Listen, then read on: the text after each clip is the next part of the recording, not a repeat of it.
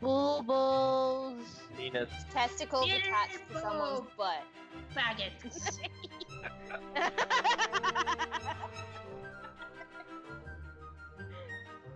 Thanks, Beagle.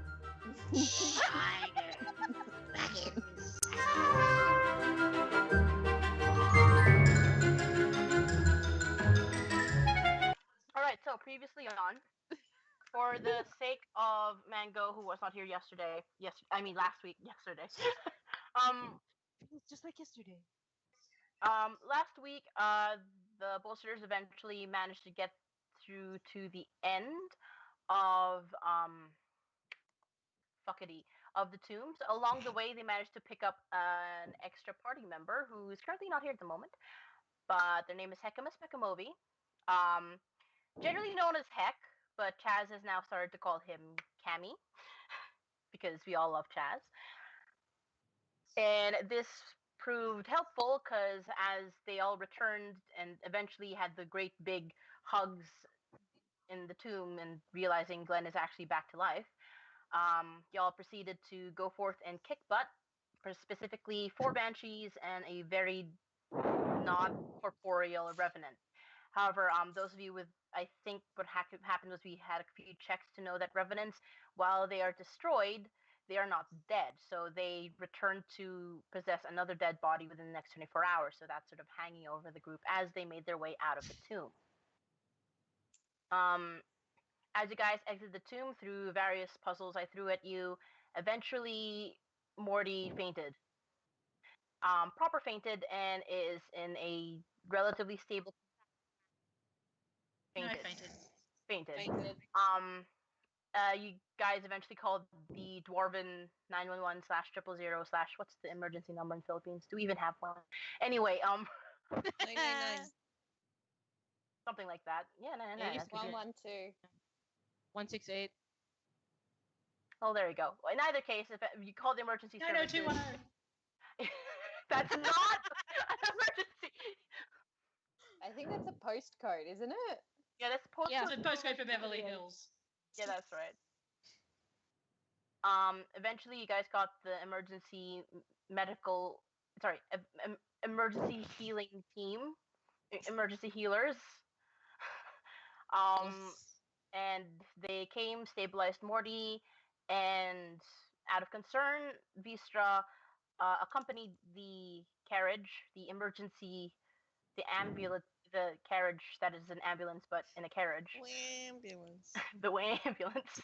And went back towards the spire where there is a medical services. So that is what's currently going on for Vistra and Morty. As for the rest of question, why is it called an ambulance when you take one and you're not ambulatory? It's because it's ambulatory for you. Okay. Yeah. Makes sense. So, while they're off getting their medical stuff happen, the rest of the bullshitters, welcome back, Tom, have gone off on a shopping spree, as is the strange pattern that's happened so far when picking up new party members. I would just like to state for the record, so it's canon, Vic got the weird little possum thing, a little wizard hat and robe to match Hekamus. Oh, all right. Put on my robe and wizard hat. I'll accept that. Not in a sexy way. Okay. It was never. Sexy way. It was never in a sexy way. Old copy pasta. I am an old meme. It is an old copy pasta. It was never very sexy. So Vic and Heck went off clothes shopping with Heck, but Glenn and Zeppy went to go herb shopping. Drug shopping. So we were getting Kidra a chest plate as well. I wanted to buy breastplate, something else. But I don't remember what it was now. Fuck. Maybe a weapon? Hold on, no. We got our weapons silvered. We handed over a bunch of weapons to get silvered. And we found out that Morty's past had come back to bite him in the face because. All right. that's the other thing. You guys unearthed the unopened letters for Morty and read the contents of which I can quickly relink that again. But for now, that is what has happened. I'm assuming, Vic, we're just going to pick up from where you and Heck part ways, so Heck can nerd out about revenants, and Because Heck was Glenn going to and look Zebby. into revenants for us. Yeah, and Glenn and Zebby should be making their way back to the inn, specifically in the one in the artisan quarter. Yeah, we were going to go back to the inn after we got Kidra a breastplate, which I assume we were just doing at the same time. No. It wasn't the breastplate. Oh no, it was the leather working stuff. Was it? Yeah. So well, what I did want to next time we were shopping, I did want to actually get Morty another gun. Chaz wanted to get Morty another gun. Oh shit! Didn't mean to make a copy. Sure. Speaking of things, why are you enabling him, Chaz? Chaz dice arrived. Nice. Yeah. Hopefully those are the right things. And these are the letters that have been found, I think. Vic translated one. Yeah, he translated this one. Yes. The one that was in Void. Thing. Huh? Yeah, I'm good. I've got a shirt here as well, so. So what we can do is start off with the Vic returning to. I think Chaz, you were going to go buy stuff, and you guys can just cross paths in the shopping. Yeah, it was Kidra with Vic and Heck as well. She was. She was with Vic. Yeah. So yeah, we would have just popped by the leatherworker's place and gotten some stuff. Vic wanted to pick up some fletching stuff anyway. So I guess we can just say they did that because they were on the way out anyway. Yeah. Meet up with Chaz. So yeah. Oh yeah, I remember because Kidra wanted to make like a harness for Axelrod. So she didn't have to keep carting him around in the backpack. Like a baby harness, basically. A papoose. A papoose. A Bjorn. What is this? This is my baby Bjorn. Papoose. Yeah. I actually need to Google that. First thing that pops up is a rapper. What? So I remain confused. Sorry. Hold on. These things. Oh wait, no, that's not it. What the fuck is that? No. This. Give me the goddamn image. These things. Yes, basically, except more on the back. Because, because like carrying Axelrod on the front, like maybe if he was bigger and more angry, that would have been a good idea. But he's not very angry, so he's not going to like swat at things that are in front of Kidra. So maybe that would have been a good idea if he was a little leaner. See, I just thought that you meant like we were getting the owlbear to actually walk for once, so it was like a harness to hold it to a lead, like one of those dog harness that don't. Maybe like, it's one that you collar. can like. Maybe it's a harness but with handles. So you can carry him like a little bag, like a handbag. Look, the IKEA that bag. can be. Kidra is going to make it, so that can be arranged. So yeah, Vic's just like, they've met up with Chaz. Congratulations, Chaz, on the whole successfully resurrecting somebody and being the most efficient person I've ever met. Chaz is just going to be like, I didn't really want to bring him back. Oh Lord! I didn't think you did, but thank you for doing it. What is this? Jesus.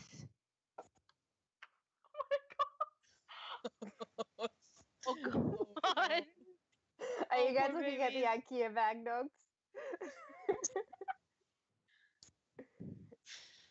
Oh, babies. That's exactly what we're doing to Axelrod. I'm just imagining, like, Yeah. Kedra carrying Axelrod underneath her arm like a sack of flour the entire time. That would have been inconvenient, especially during encounters. Yes. Yeah, so Chaz is just going to be like, yeah, it was a thing I did. Yep, you did a He's- thing. Congratulations. He's Alana. lucky he didn't get thrown into the chest of safekeeping that I've still got in my back pocket. That would have eventually started to stink, Yeah. like just a little bit. I think keeping corpses in chests of safekeeping is kind of considered a bad thing. Could have thrown it in the water. It'd be fine. Just floating gently down the river.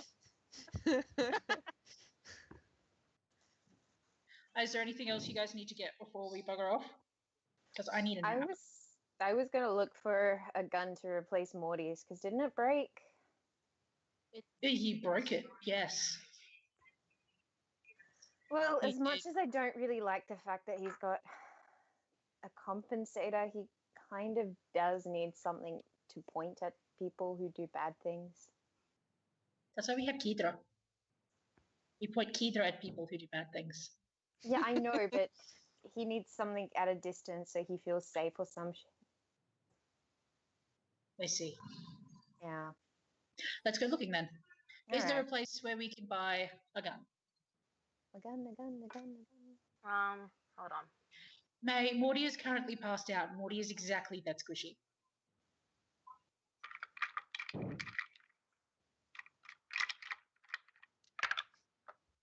That's precisely what.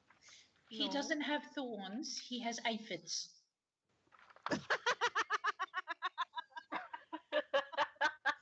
Holy shit. You are aware. I Wow. hope you are aware that aphids attract wasps. That's why Oh Chaz God, is here. even worse. Ah! Chaz isn't a wasp, she's a cougar. Jesus Christ. Column A, column B. There we go. She's a very long distance cougar as well. Like, he went from like a couple of decades to like a couple of thousand, freaking a Long- couple of 100 years Long distance in the cougar. blink of an eye. Nunya. Right. So to go. So you guys are Mhm. probably going on and exploring the place for a Tail. tail, for a cattail. No, exploring the place for guns. Yes. Okay. You do See a eventually wizard, except not a wizard. you find essentially what is after about Oh, I'd baby. say 40 minutes of sort of walking around the artisanal corridor, you find towards the northern edge of the corridor, you find a small pawn shop. And it's full of various Dang. knickknacks, strange things. Sort of out I'm in the glass physically display preventing and myself stuff. from saying it. So am I. Stop. Why? And Are there any dildo sections in the back? Ah, there it is. cat. R18 rating right now. Ah, there you go. All right, so I think yep, it's the as you guys sort of peer in further into shop, you find the entire place is pretty much it's a very tiny store, but it's very full of random knickknacks from What? things like humongous amphoras to tiny little what looks like off-brand jewelry or the like. So would you like to look deeper? Yeah. Into the pawn shop? Yes, we would. Pawn, P-A-W-N. Pawn. Pawn. Shop. I don't know what accent I can give it so we are clear that it is a pawn shop, not a Second-hand shop. fine. Pound. Isn't there that American TV show which is hardcore porn, which is like a pawn shop selling? Pawn stars and hardcore pawn. Yeah. If you called it a pawnbrokers, it's less likely to be confused for the other thing. True. Okay. Pawnbrokers. Whatever. That thing. Okay? It is porn stars and hardcore porn. The back of my nose now smells like green tea. Also, Beverly Hills Porn Stars is also Beverly a Hills Pawn TV show. stars. Yeah. Thank you, American reality industry. There's also one in the UK. Pawn Stars UK, I think. It's Lord. whatever. So anyway, you were at this tiny ass shop filled with the oh shit. Today's session is going Oh my well. brokers! Fuck! Okay! Sweet meats all over again. Anyway. Would you like to delve deeper into the pawnbrokers? Yes, I would like to delve deeper into the pawnbrokers. I'm gonna send you a message, Lee, just to see very quickly if you'd be okay with it. I want to have a poke around and see if there's anything interesting, just for shits and giggles. Poke That we can have a look at. Poke around in the Right. pawn shop. Okay, Good, keep this going. you know what, actually I'm just gonna take from the chart. So I want You want me to roll those percentiles? percent house, yes. I want to look for shit too. Roll percentiles, bitch. Heck yeah. Hold on. 60 flat. I need 100. 60. Okay, let me get the yeah.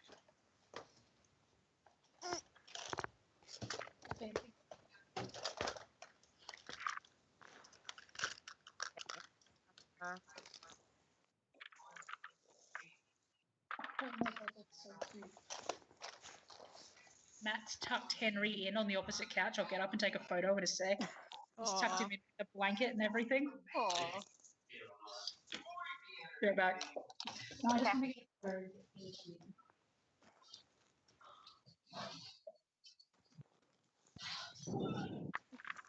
There is something in my pillow and I don't know what it is. Oh well, it doesn't matter. Holy shit, what is 83? For random shit to find at the pawn shop. How do you roll an 83?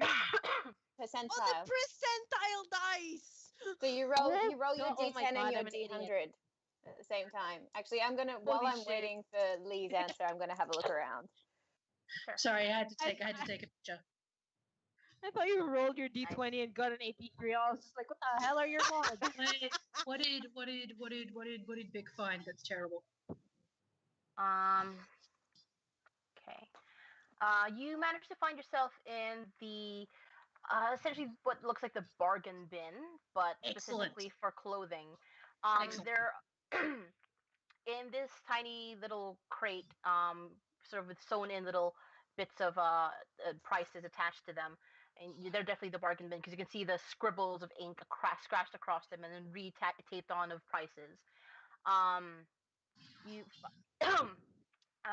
There is a specific bundle that seems to be tied together and meant to be sold as a set, and it's specifically a helm, a wizard hat, a cloak, some arm-length gloves, and thigh-high boots. From the way the helm is made, it seems to be specifically created so that the pointy tip of the wizard hat goes through the helm and worn under it. I want it. That looks like a terrible concoction. Would the boots fit Vic? The boots seem to be made of a very stretchy material. So. Oh man. Oh lord. That's Ooh. amazing. I'm gonna look for other stuff as well, but that's definitely on my list of things. The price that you can see at the moment is that it's sold for 11 copper and 11 silver, 90 copper. Okay. That's a bargain. Cat got 55 and May got 83. So. Okay. Oh, I keep getting sixes. I'm going to roll again because that was just another 60. 6.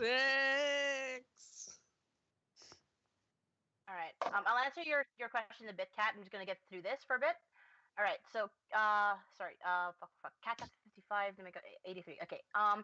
Hydra, you find more amongst the more knick-knack things. They're kind of just globes, various bits like that. Things that are supposed to be decorative. Yeah. Among them is a tiny stand on which there is a scabbard, an empty scabbard. What's that?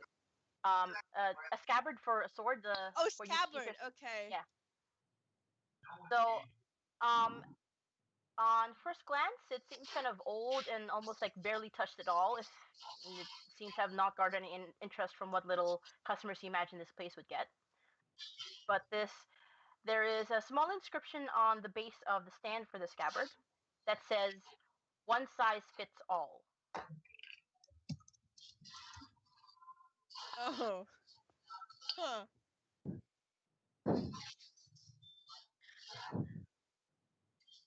That's interesting.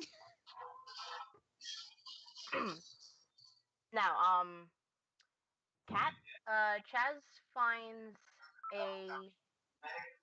There goes a mango. Hi, Mango. Hi, mango.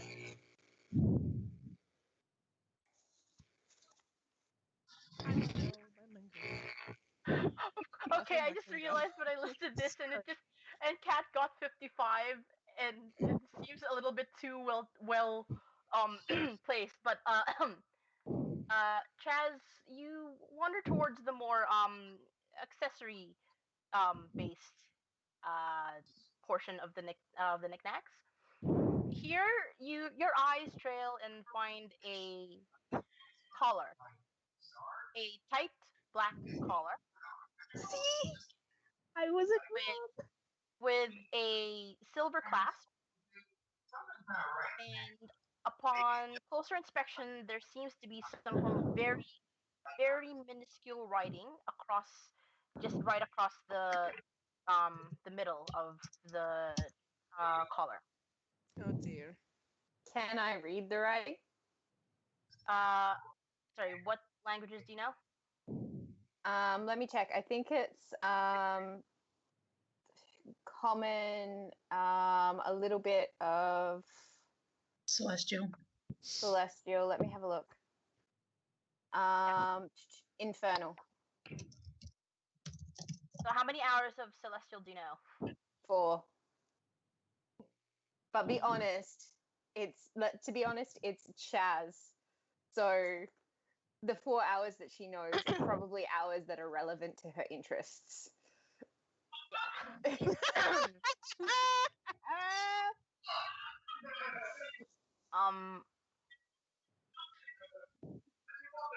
The writing on the thing, you barely catch a few words. You know it's celestial, and you barely catch a few words, but there is you catch the word compel and the word friend.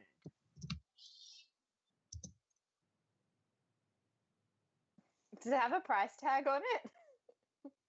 Yes, it does have a price tag on it.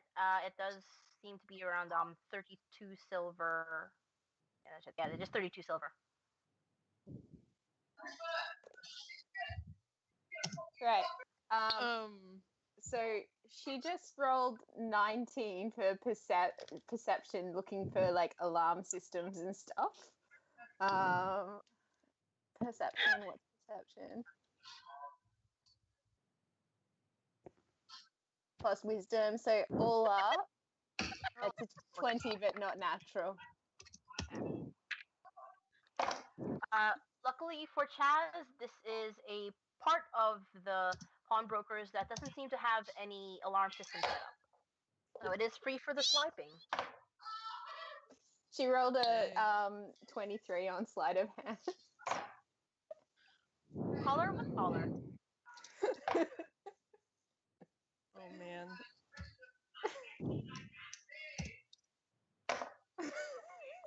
Okay, wow. just want Vic to acquire a whole bunch of useless shit because I think this would be excellent. Holy shit. Okay. Oh, Vic is a hoarder. He is. He's the worst. He still has those posters from when he was in Avila. Also, he legitimately wants that entire wizard hat set just for the cloak. 31. Bless. He's going to give the boots to Chaz. Not for the Gryffindor. You Fucking keep the boots for when you come back to Avila. I don't think Vic will be thinking very much about what he's wearing at that point. Okay, Vic, you notice where Chaz is at the moment, and you already know at the back of your mind Chaz has already either stolen something or is about to steal something. So you go over there anyway to make a few quips Yeah. of your own. What's up, buddy? Your eyes scan the accessories, and you land across a small pendant. Yep. The pendant doesn't seem to be magical. There's little descriptions underneath each of the jewelries and little knickknacks, and it doesn't seem to be made of anything particularly impressive. It looks like some sort of brass pendant. The pendant itself the pendant itself is shaped like a small Like a friend. bear. So it is shaped small like a bear. friend. It's shaped like a friend. It's mine now. Vic's just collecting things and putting them in a pile, and he's going to take this pile up and be like, give me these. Next to the pendant, you find a cap. And it looks like it used to be a baby bonnet that was Oh, a cat. sort of Cat. sewn to be made for a larger head. If I put that on Axelrod, would Morty kill me? It is very frilly. There are laces, and there is a slight dark stain on the edge of it. Not a worryingly colored stain. It's sort of like ink, like an ink stain. But to be fair, you sort of pause and figure, do all animals bleed red? So I think that can stay there. Mango. Oh my god. God damn it, Mango.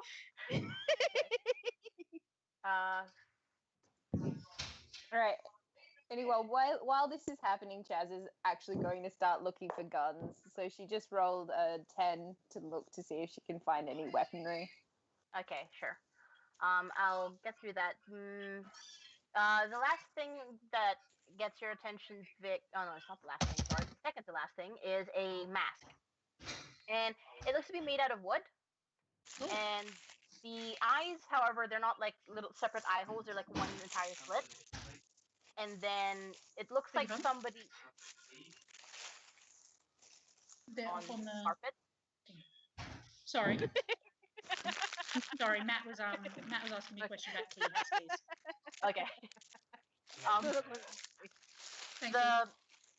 The mask itself looks pretty there's no nothing particularly decorative about it apart from the fact that it's got an eye slit, and in place of the and no nose holes, but in place of the mouth there is what looks like a piece of red cloth, sort of badly stuck to it to look like a tongue hanging out.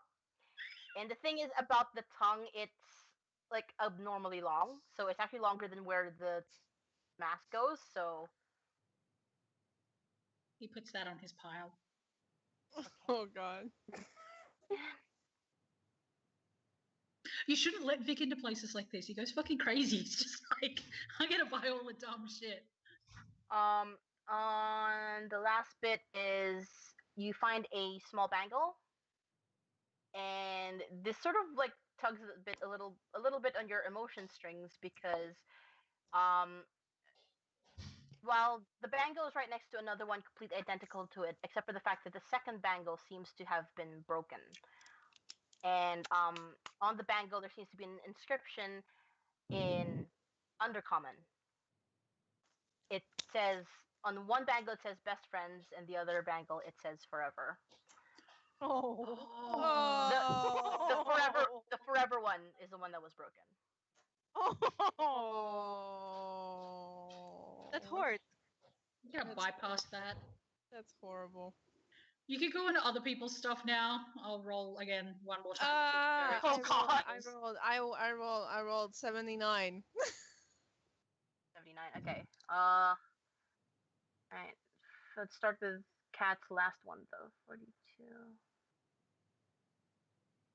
You just find Douglas Adams. What I'm hoping for. Or like just a book which is just the copy of The Secret. Hope for pray, love. Oh my God! I forgot to put this in. Chaz. Sort of mildly dipping into your academic side, you find your way towards where all the musty books and scrolls are. One in particular looks like a very weathered piece of like rolled up parchment that seems to have been unrolled and rolled and unrolled again, to the point that the material itself seems soft and not the usual crispness as with most parchments.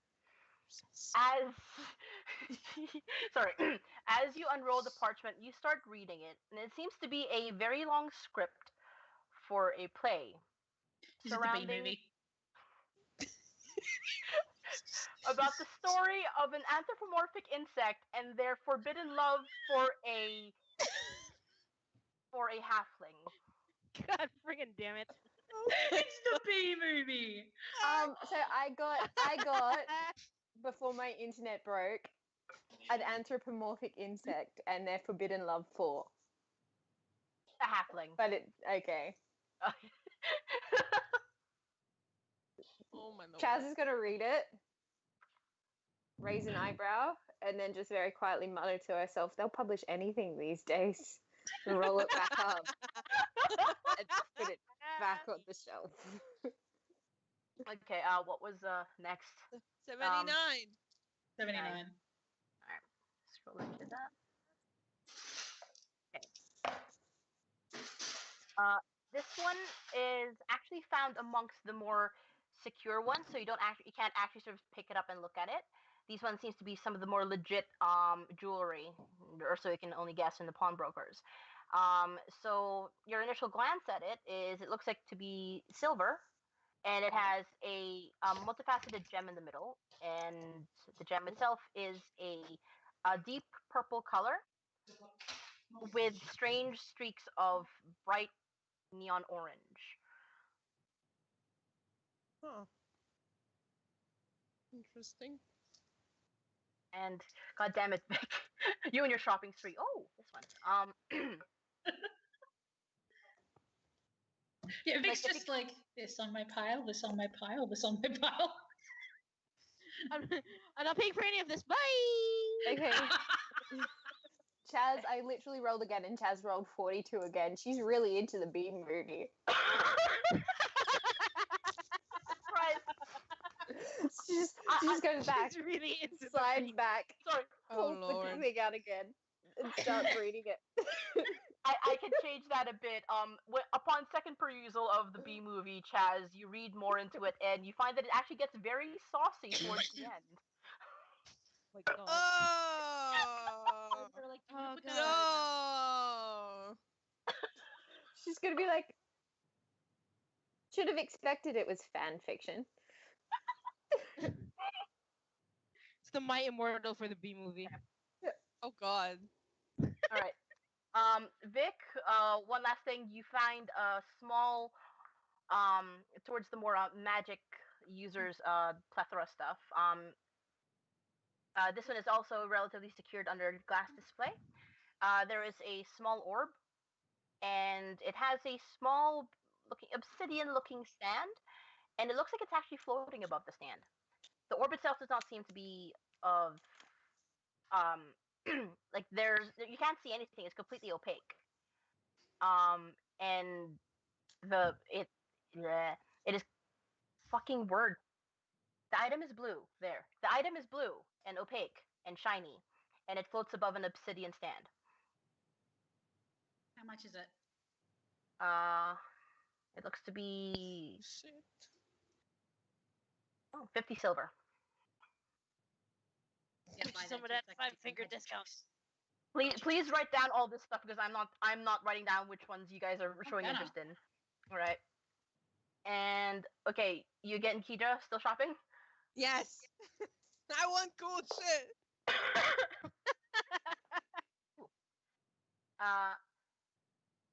These you go towards the apparel section. Yeah. And you surpass by the same bargain bin earlier that Vic did. Yeah. And in it you find a pair of boots. The boots actually look to be about your size. And it's colored a very vibrant red with some minor sort of scratches and a little bit of wear towards like the foot part, the bottom of the boots. Yeah. But as you lift it out of the bin itself, you notice that the boots actually have spikes at the bottom. So they're a little like they're cleated little boots. This Like- is a pawn shop. That's what I said. Like on the soles? Mm. Or On the sole. On the soles. So I love that growing smile on the face. They just, Chaz would just be like, look over and just be like, Kidra, imagine the damage you could do if you kicked someone with those. I know, right? I don't think that's what they were for. They were for damaging, but not in a bad way. I think. How much are the boots? the boots seem to be. Oops, sorry. Let me just go back to it. They're 40 silver and 50 copper. Fuck it, she's gonna get them.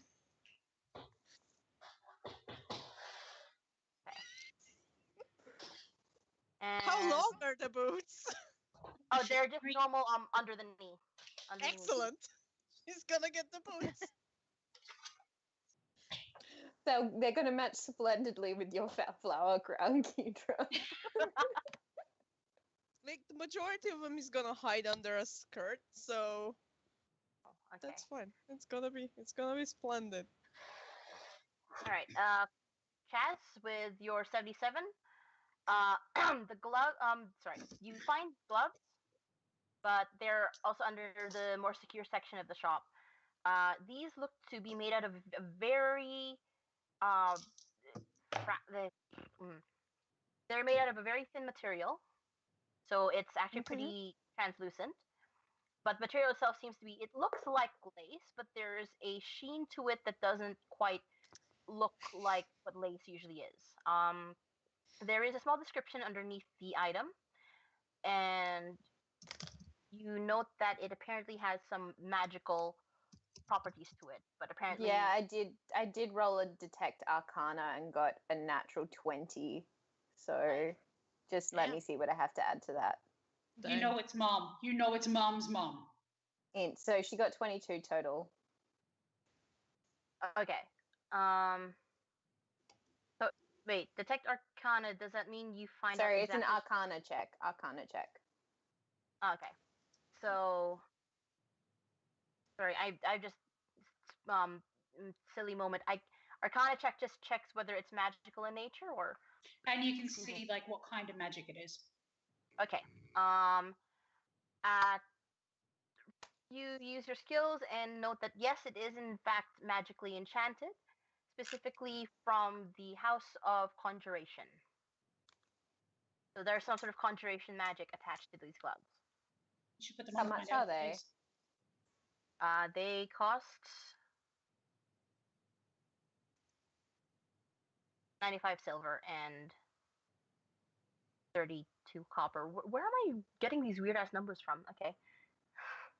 I just have it listed. It was like, why is it specifically like 90 and then like these random numbers? Okay. But yeah. Yeah, so Chaz is just going to look around for a storeholder at this stage. The storeholder at the moment is, and as I mentioned before, the pawnbrokers are it's a very tiny place with a lot of stuff inside it. So you sort of navigate between all the fully stacked shelves, mildly OHS dangerous kind of stacked, and somewhere in the back is this desk that's barely so if you can barely spot it from all the stacked up items, and there's someone sitting there. It is a very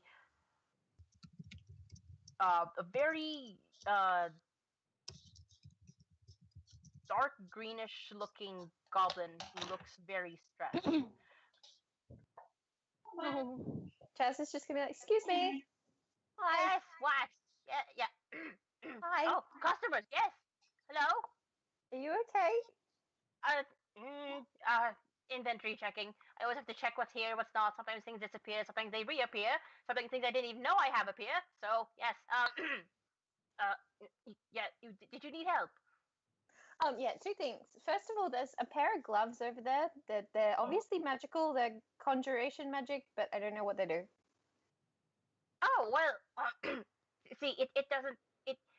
Mm, I've tried to find out myself, but because I'm the only one who works here, and unfortunately, those gloves I don't think they work for people with And he sort of shows up, and his hands are. You note that the gloves fit a more you-sized person. The goblin has very tiny, very slender hands, tiny slender hands. So yes, I've tried to use it, but nothing really seems to work. So, eh. All right. Oh, okay. So we don't know what they do aside from conjuration. Okay. Another question, Yes. and a bit stranger. I have a friend who's currently not all that well, and just to make him better, and I promise not to help him with anything, but to make him better, I just thought I would buy him a present. He's really into guns. Guns. Mm. Guns. Yes, guns. Oh, I have one. Oh, what would you say is your shopping your budget? Because it's I acquired it through we usually do very strenuous background checks and making sure things that get sold to us aren't stuff that was stolen and we're not fenced, but it's been in the back burner. You see, and you see him sort of hesitantly going through papers and sort of like flipping them to sort of make a point of how he hasn't really gotten around to things. But Chaz is just I gonna mean, hesitate, just pretend hesitate. She's like, "Ooh, unless it's really cheap, I don't necessarily want to do anything illegal." oh no, look, it's all above board. It's a long process, you see, to make sure the items are above board themselves. So look, I'll get it up from the back, and Mhm. you give it a look and see if it's something you're comfortable with, and then we'll see if we can expedite some of the process. Yeah, yeah. Mhm. All right. So you see him sort of like get up from his chair, and by get up, you see him actually get down from his chair, as you sort of realize he's actually quite a bit of a short stack. And he disappears into the piles of crates and various shelving further at the back of the store. Hold on. Where did that price thing go? Oh shit! Right. Fuck. This one.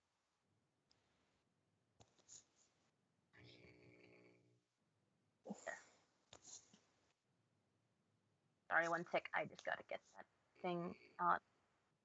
Here we go.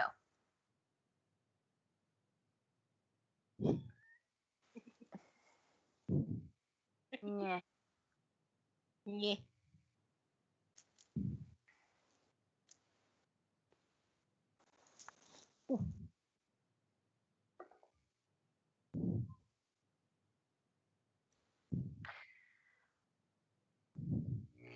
I'll save the descriptions for a bit later, but I'll just sort of wing it because I don't think I can see a canon one. Sorry, just to you, Cat, Mm. from what you asked. Mhm. Yeah. I know. Fuck. Yes.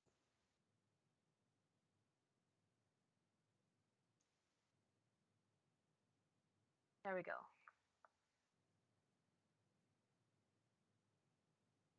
Okay, so the little goblin comes back with a sort of large wooden case. There's various embellishments on the wooden case, and looks like a very old family seal on the clasp, the catch of the whatever the case itself. He puts it on top of the desk with a small thud denoting how heavy it is, and he opens it. Inside is a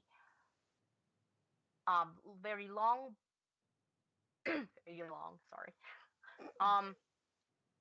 A sorry. Long-barreled pistol, and you note that it seems to have a mechanism to it switching between barrels in a way. And it's also attached to the usual mechanism of the pistol that you've sort of gotten used to associating with most of Morty's pistols. There's very beautifully decorated handle with very like tree-based I can't word tree-based decoration. Like so, there's like leaves and branches growing. There's little roots and the like. And on you sort of inspect the bottom of the butt of the gun, and you can see the same family crest sort of embedded into it. Along the other items that were given in the case is a small holster, specifically for a shoulder holster for said pistol, and a very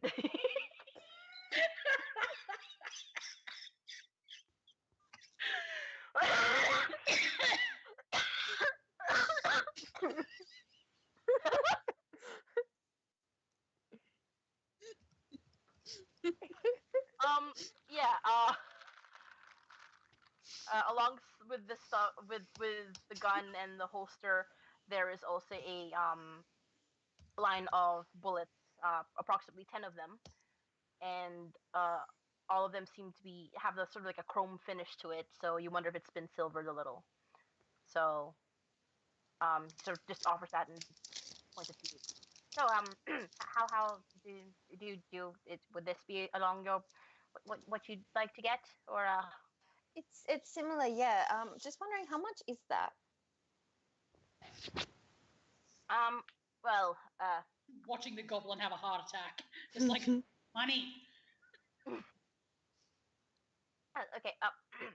Normally, as you might notice, there's a sigil on the box, so it looks like it used to belong to an old family.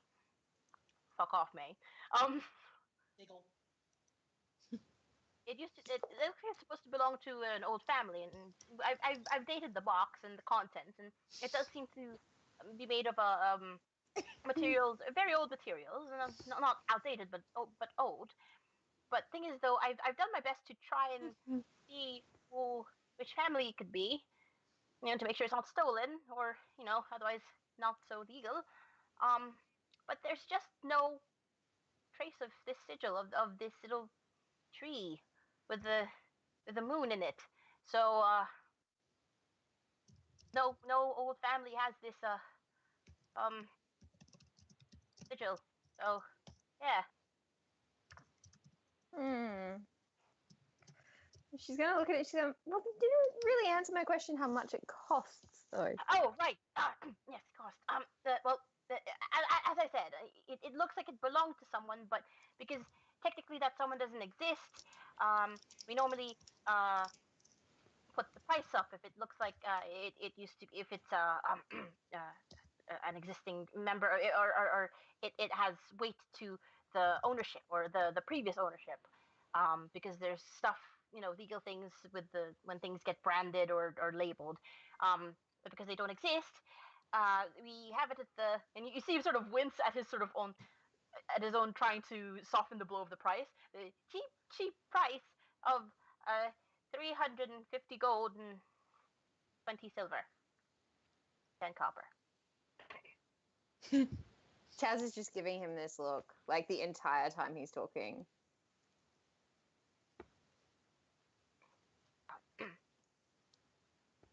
Of that, it's just the material is very good. It's made out of actual, you know, trees from the Empire, the elven folks up northeast. The metal is like it's made out of one of those like ancient dwarven metals that they make around here in the city of dwarves. Uh, and and the bullets are silver. Yeah, they're very silver. Hmm. Okay, Chaz just rolled. Let me see. What do I have to add for persuasion? She got base 18. Let me see. Persuasion that. Oh, doesn't matter. She's got +6. So that's a 24. 24. Well, it's just my friends and I were, going to do a fair amount of shopping in here. I think one of my friends in the back has quite a Making pile a he's pile. developing. And it would be a shame for us to leave all of that here just because of one slightly dubiously legal gun. Well, I say dubiously legal because I haven't gone through. No, haven't been as I don't know if I've been as thorough as possible with the possible origins of the of the gun. You see, well, if you make a group purchase and you can collate all your gold, I'll see what I can do. Maybe I can maybe what are you willing? How much are you willing to part with? Well, I was thinking this and all of the things that my friend has over there. My Vic friends with massive file. and Kedra as well. Kedra. And You haven't also answered the those last gloves. one on my punch Like leader. it's waving the shoes. Also those gloves altogether 200 gold. Dang. That's nasty, Chaz. Oh man. Hashtag You'll China think. haggling. Hashtag China. Okay. I have to.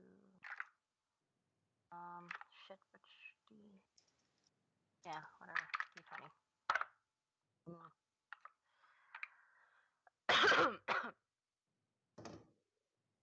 He looks a little bit like torn for a moment. He's like, on that stuff.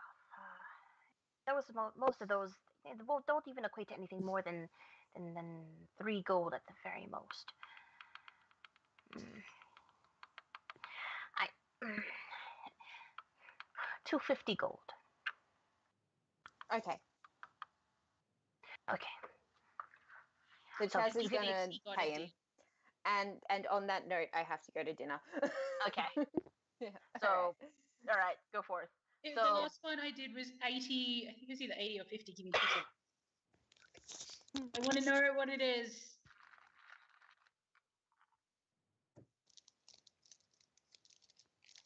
I was too busy heckling. 53. I was too busy heckling you, Lee. We ran out of space. What was 53?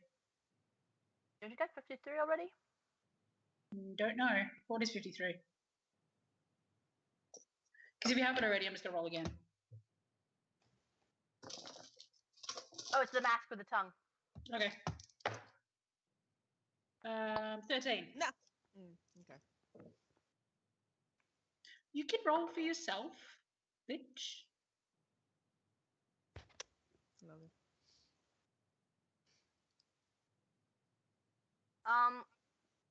Oh my god. You find a single glove for specifically a right-handed person, presumably. But the glove goes all the way up to the shoulders. Is it a glitter glove? No. What it looks like is the way it's sort of laid out, and you can imagine it is the glove is one entire sort of sleeve, and my there God. are little belts that attach to around your torso. And in keeping with the theme, there is an open part to the glove that falls down to the wrist, It's like half a straitjacket. which is also full of belt buckles. That I feel at the- like there's a JRPG music scene playing. Yeah, it's like... a Tetsuya Nomura glove. Also, and 91 was the last one I did, and then Neme's turn because Vic is a hoarder, and I didn't realize exactly how much. What did you roll? 91. I just rolled 91. Oh, what is it? Let's have a look. 91 looks to be a.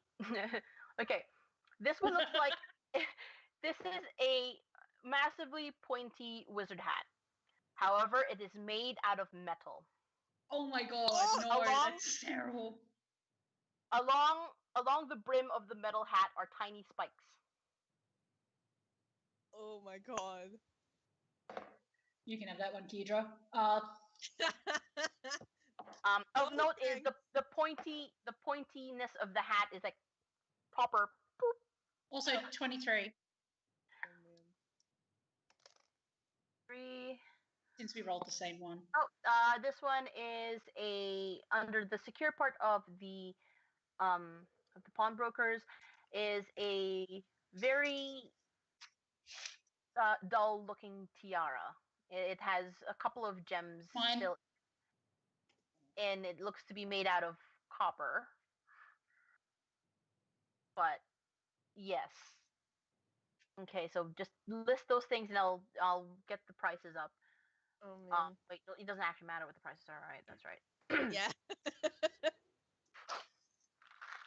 Thanks, Chad. Right. Thanks, guys. All right. Give me a sec. I'm nearly done. All good. I just want to So say Vic has the wizard shit, the mask with the tongue, the tiara, which he puts on immediately upon acquisition, bear pendant, and which he's going to put on as well, and the orb that levitates because it's weird. Okay. Sorry. Fuck. So you acquire all these items. Transactions are made. Chaz has strangely gone mute while the transactions proceed. Eventually, you walk away with Lots of stuff. lots of stuff. The goblin painstakingly puts this in these tiny sort of burlap bags. Oh bless. Like they look like those environment friendly bags, sort of like those things. Oh. And packs it all in for you. Except for the gun in its case, which you just sort of hand over to Chaz. Vic is putting the tiara on immediately. Oh bless.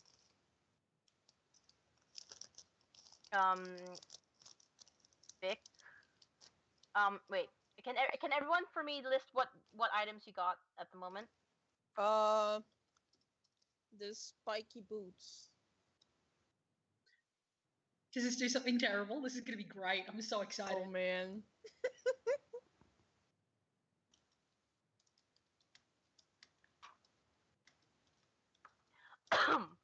I've got the wizard shit, the cloak and everything in that, and he's going to give the boots to Chaz because this is happening. The mask with the tongue, the tiara, the bear pendant, and the levitating orb. Oh man. I'll write in the chat. Sure, that'll actually really help. Thank you. And then Kedra. What did Kedra get? Okay, the spiky boots.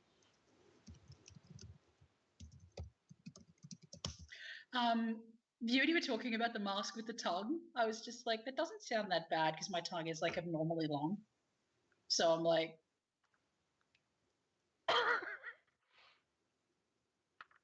what am I gonna do? Like legit. Stop that. That's how you get ants, though. That's how you get a restraining order. Wow. Okay. Vic, I want you to roll for me quickly. AD 100.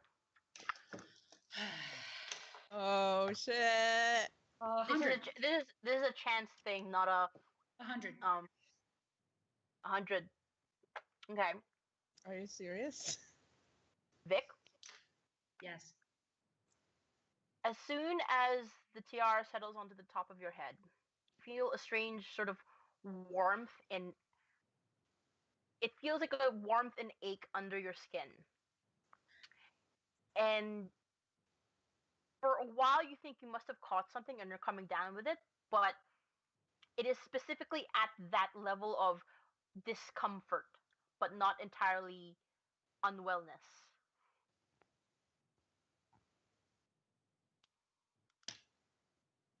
Keitra, I think the tiara's doing some weird magic shit. What? What? How? Is like are any effects of that visible? Vic, to you, Kidra, and to Chaz if she was there, looks a little purple, like a little flushed. Are you okay? Vic's just gonna poke the tiara, just like think. He's just gonna The walk tiara? up to him Oh. and take the tiara off and put it on her Hey! head. As soon as the tiara's weight is lifted off of your head, the ache, the strange warmth disappears. But Kidra, as soon as you put it on and it sort of settles, a warmth and ache, it sort of spreads throughout you, and you start looking a bit more. You start to look a little bit more flushed as well. You have a And maidenly glow about you, Kidra. Shut up. A part of you feels like it's about to break into sweat, but as you remove it, it disappears. Takes it off. This is really weird. We should make Oh, Kidra. man. We should make Vistra put it on. Vic's gonna put it in his bag. Man, now I'm worried about my boots. I'm sure your boots are fine. Did you put on your boots? Let's find out. She's gonna put on the boots. Henry's licking my elbow. Thank you, Henry. I know. Kidra, as you put on the boots, you are filled with nothing but comfort. And the inside power. of the inside of the boot is actually filled with nice, soft, furry lining. Oh. These are You really feel as though nice. these boots are made for probably like a traveler who likes to travel throughout like snow or uneven ground, somewhere cold, Hmm. because it has a very warming effect. These are nice. I'm keeping those. Vic's just like looking at her, and he looks back at Tiara, and then he wrangles the cloak out of the wizard thing, the wizard Okay. bundle, puts that on. Yes. As you flap up the cloak and you're putting it on, you know, it's just one of those cloaks with like a massive slit at the back, specifically at the back, and it has little slits along the side as well for your arms to sort of go out. So I have a magic poncho. So excited! You're a wizard, Harry. I'm a wizard, Harry. It is long. It comes to about your shins. You're 5 foot. Awesome. You're 5 foot something, right? Thick. Yep, 5 foot. Yeah. I So said it 5 comes, and 5. yeah, there we go. So it comes to about your shins. And the bottom of the the bottom of the cloak is lined with sort of gold embroidery shit. And you notice as well on the insides of it there are 3 pockets on each side of the. Oh man. Okay. Hi, Henry. Henry came to tell me that I was getting too excited because all you can see is the cone. Oh, maybe a cone in the nose. Okay. I have a wizard poncho. Is that all you got, Kira? Yeah. Yes. Need to find out what Chaz got, which was the gloves, the gun. The gun. It was just the gloves and the gun because she didn't want the B movie. And she what was the one she swiped? The gloves. The No. collar. The collar. The collar. That's collar. right. Yes, I am about to, because I'm just trying to note. Oh right, shit. We No, can. it's cool. I just wanted to check if there was anything you need me for very soon, or if I could go. Well, 'cause- maybe we should just take our break early.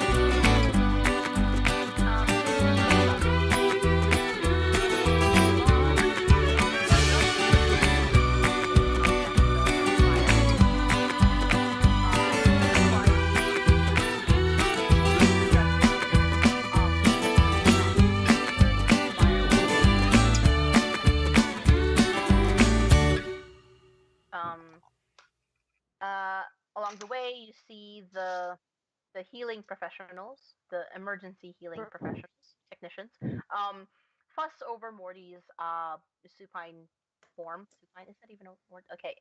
Yeah. Anyway, his form, and it seems that there's no response being gotten.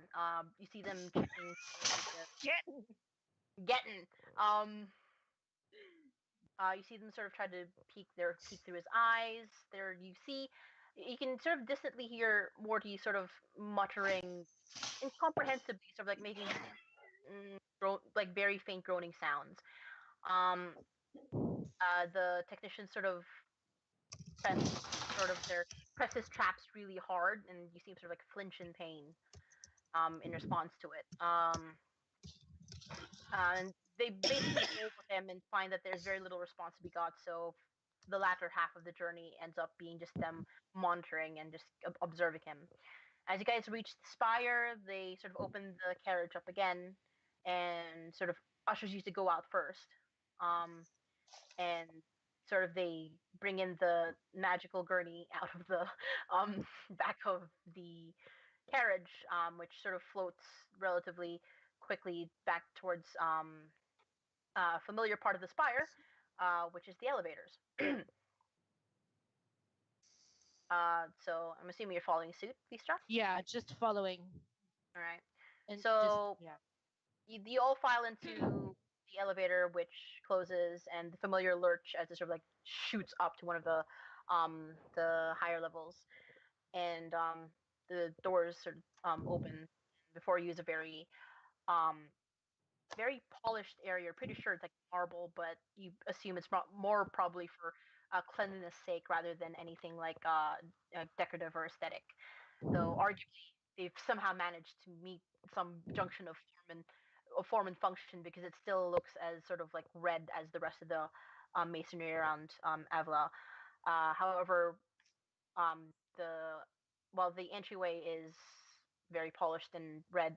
As you go further in, you're following the journey along in. You sort of like stack him to the side where a lot more people are fussing over him. At this point, the people who are with you at the ambulance sort of like discuss some of the other healers on site before they sort of like disappear. The on-site healers, they now are turning to you. But it seems they're pulling Morty in further in, but sort of keeping you out here in this sort of like little entry area. And they seem to be asking you some questions. They wanted to know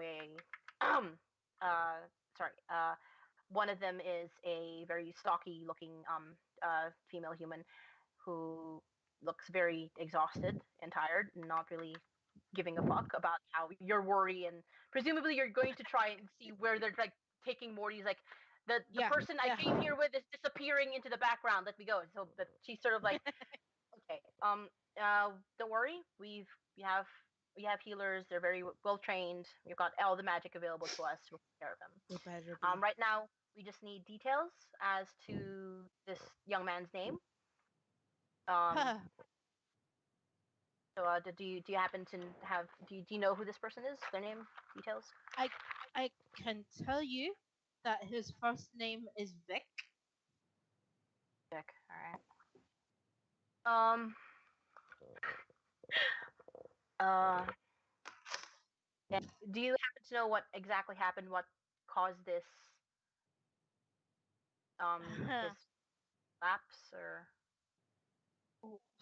Well, there was a bit of.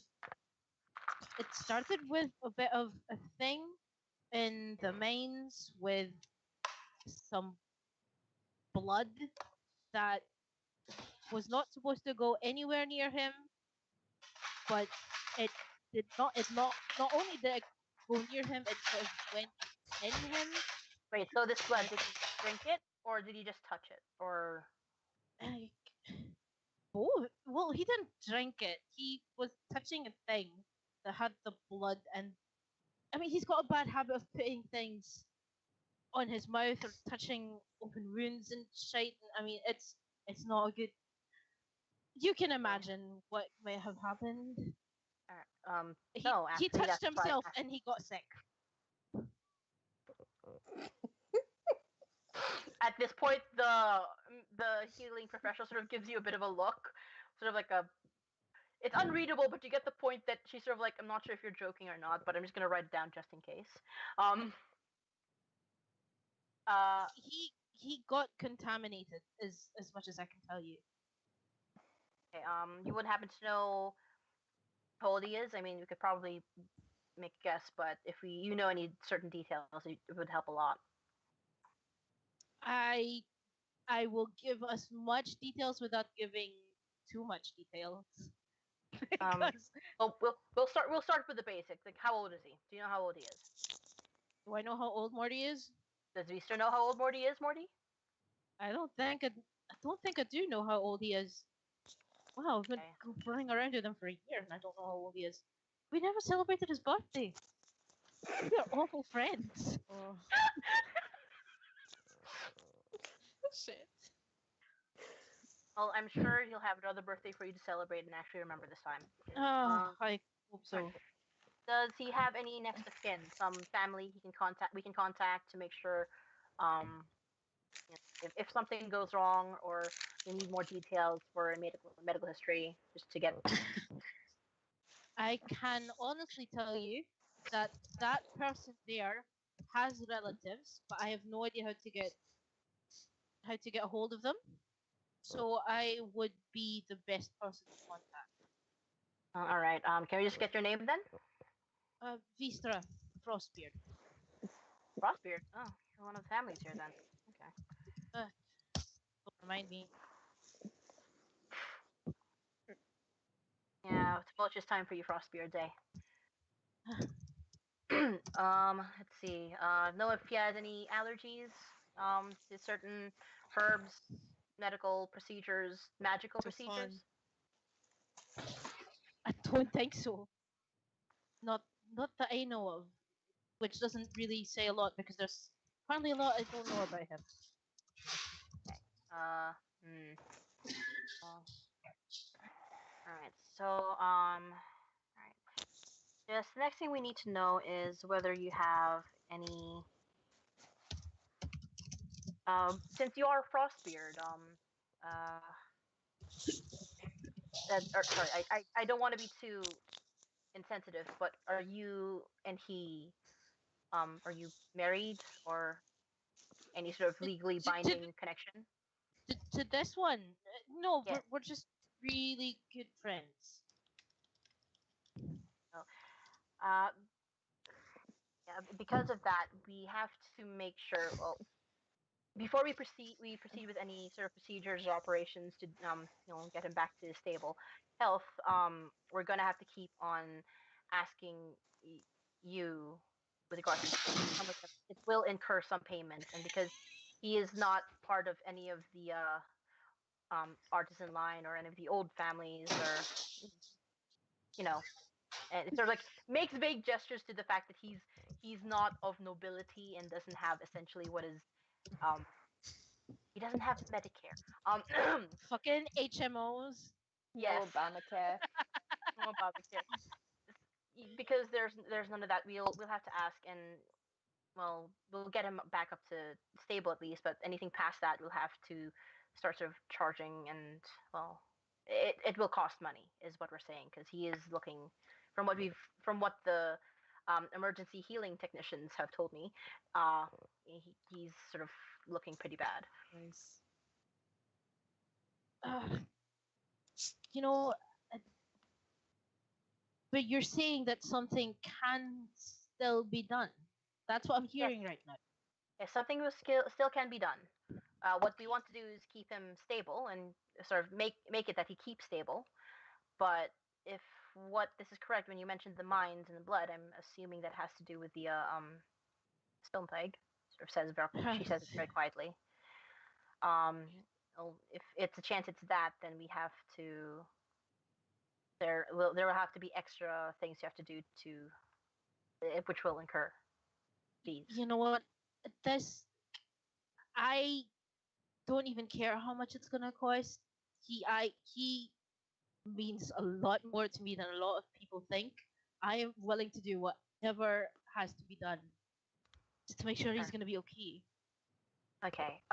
Well, look, they've just taken him into the my knowledge of hospital has now failed me. Sorry, May. The cute. cute. The ICU. No, not ICU. Acute Yes, area, they have an area for me. I am acute. they've taken him. Like, imagine that this is all said in very professional sounding medical terms. They've taken him to the place where he can be triaged and be up to scratch for any further procedures.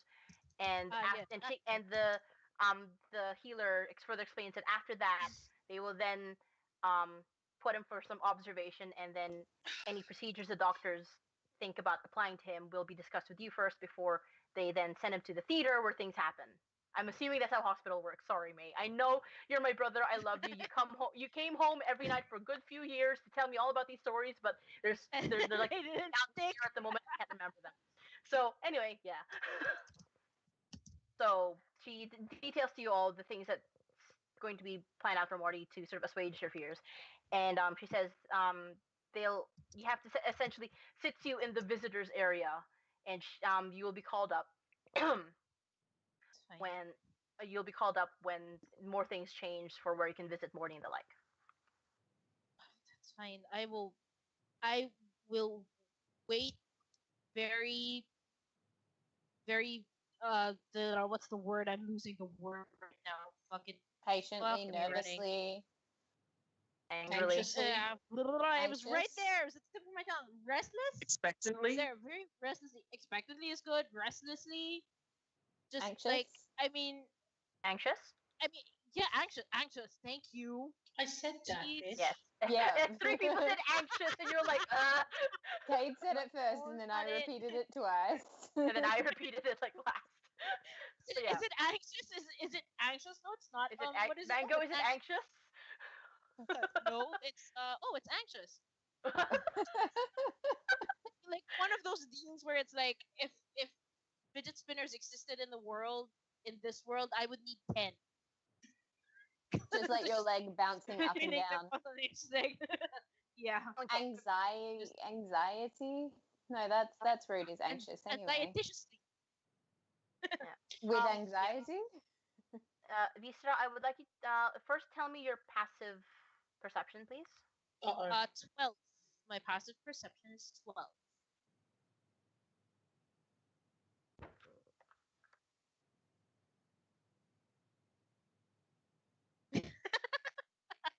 All right. So as you sort of sit down and fidget your way across, you fidget away to pass the time. You note that most everyone else around you seems to be dwarves for the most part. There are a couple of smatterings of other races, but in particular, you I'm gonna put up the fucking chart again. Okay.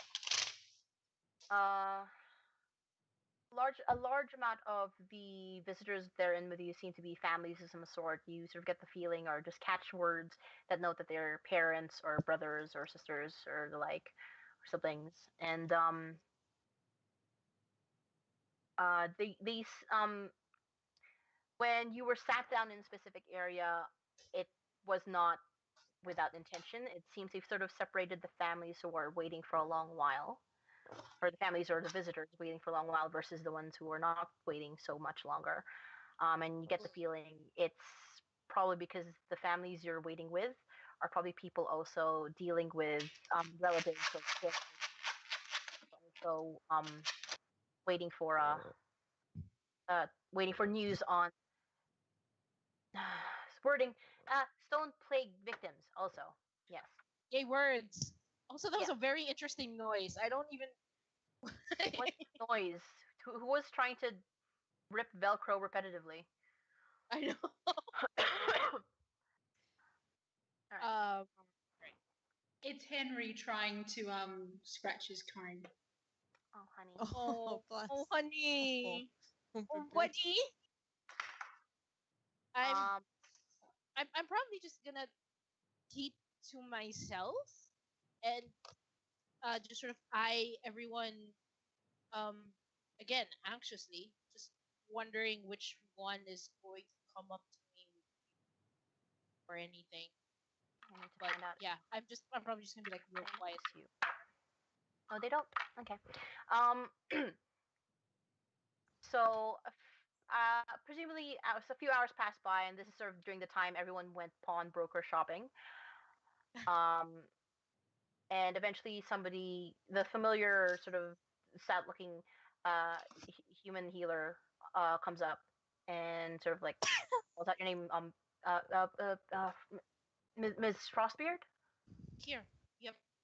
and she sort of approaches you halfway and goes, okay, we stabilized Vic for the most part now.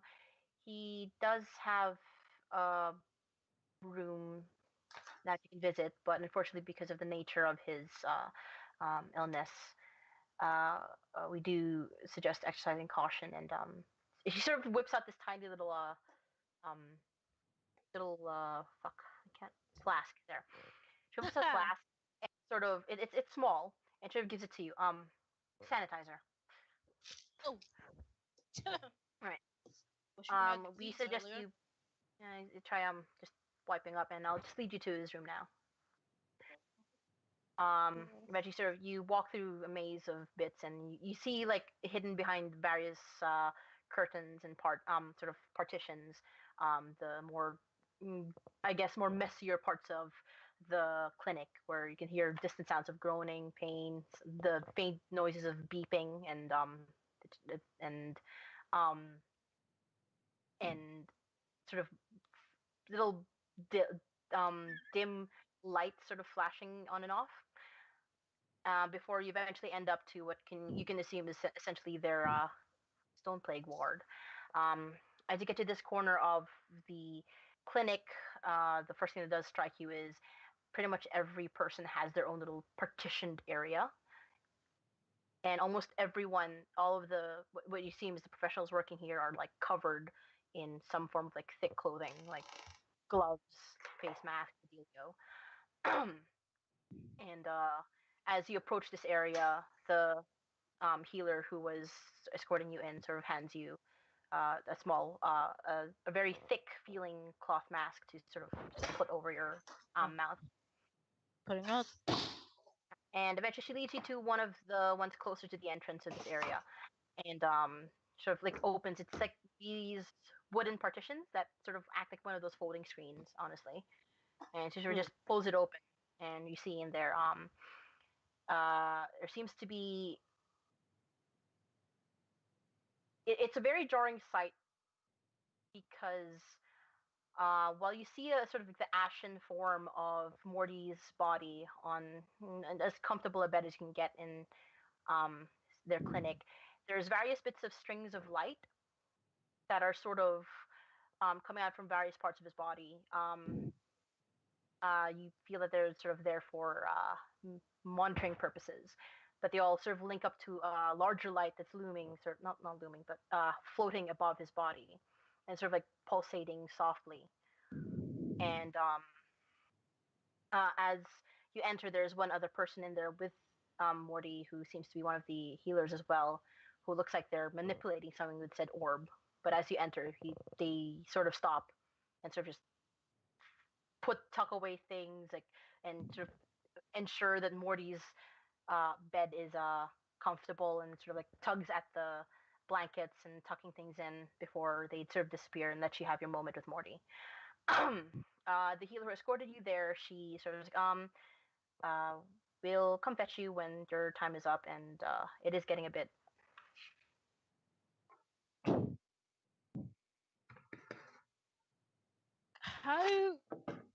How long am I allowed to stay here before it's unsafe? Uh, you can stay for as long as you can. If you see this, and you see, you're sort of like gently touch the area closer to Morty's form, and there seems to be some sort of like a small, almost invisible field around him. It doesn't look like harmful because she does touch it momentarily. This is containing what it is for the most part, but again, we just like to exercise caution when you do come in. So obviously, don't if you have any urges to hug or kiss or any sort of physical affection, please don't.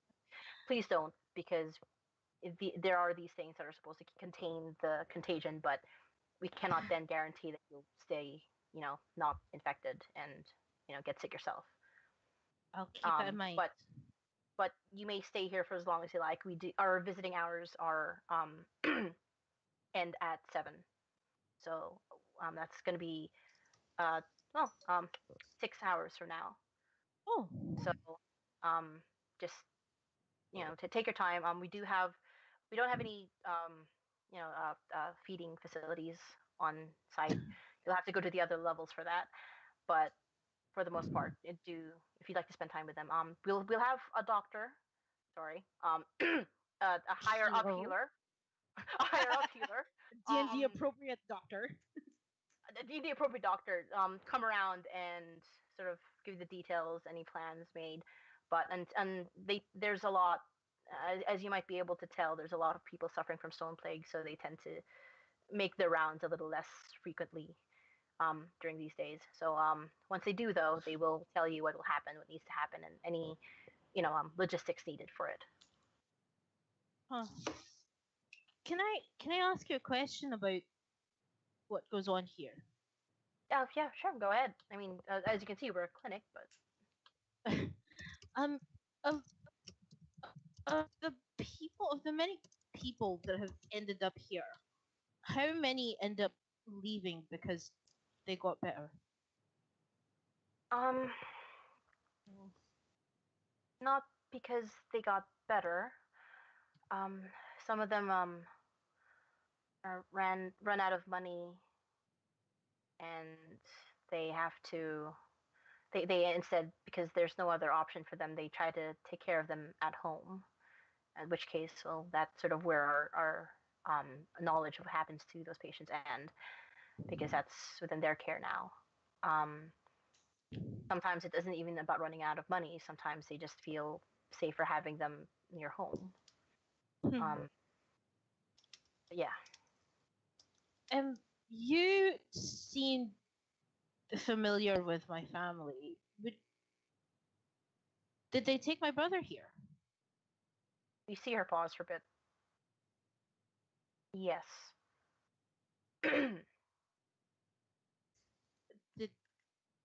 So they took him here, and then they just took him out because there was nothing else to be done for him? You see her be visibly uncomfortable, but at explaining it. But she's like, "Oh yes, there's not a lot we can do with the later stages of the stone plague, unfortunately." Later stages. Huh. I can't tell if that's a relief or not. If I needed to get word out to our other friends, there's a way for me to do that quickly, right? I mean, from in here, because. Yeah, sure. We do have an on-site communications wizard. Hey. First name Tell.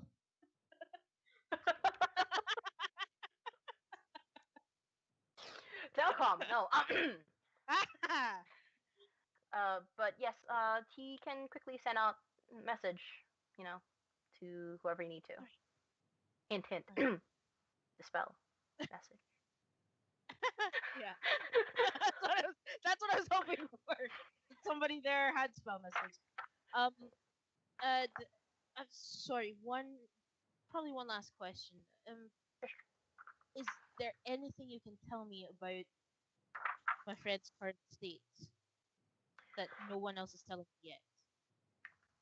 Not necessarily that we haven't told, but what little advances we've made in taking care of stone plague victims is that we can slow down the process during these sort of mid stages, and that's where your friend is at the moment. It's a moderate stage, I guess you could call it. Any later, I suppose, would get a bit more dicey, but because we did catch it early enough, we can slow down the process of the stone plague taking over your friend.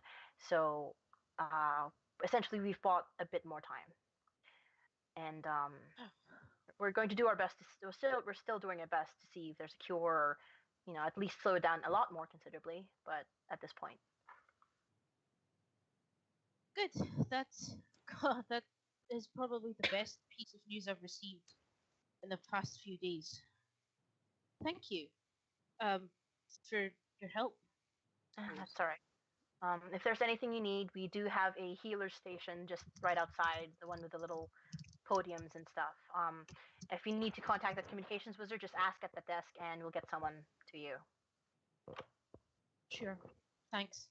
All right. And she sort of opens a partition and disappears out, and she sort of mildly closes it behind her, like not all the way, so there's still a bit of like see through where you can see the hubbub of the general area. But yeah.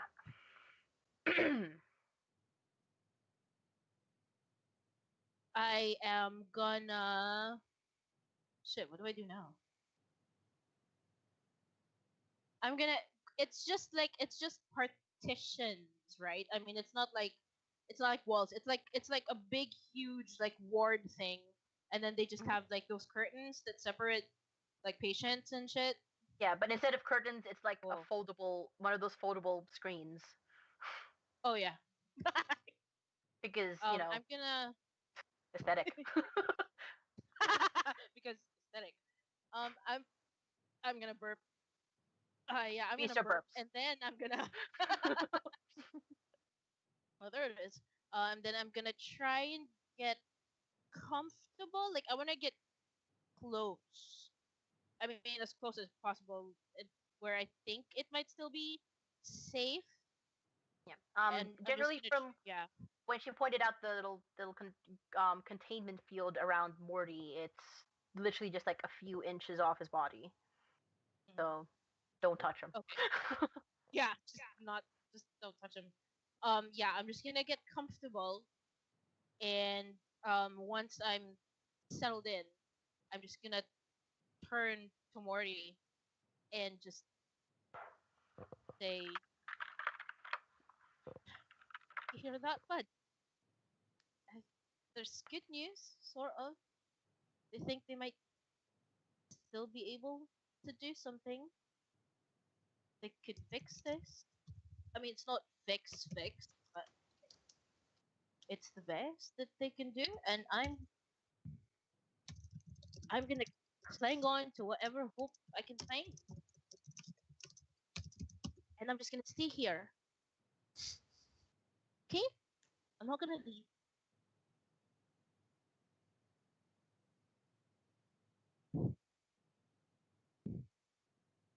A few minutes. And then I'm just gonna wait until like somebody like comes in with an update, and then once there is an update, I'm gonna go and find someone with like a spell message, and just to let everybody else know what the update is.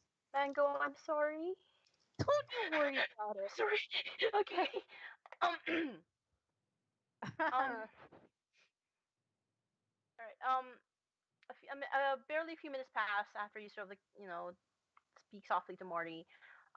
You hear sort of like a soft knock on the partition, and you see the silhouette of it looks like a dragonborn waiting patiently outside. She sort of knocks. Hello. Hi. Hello.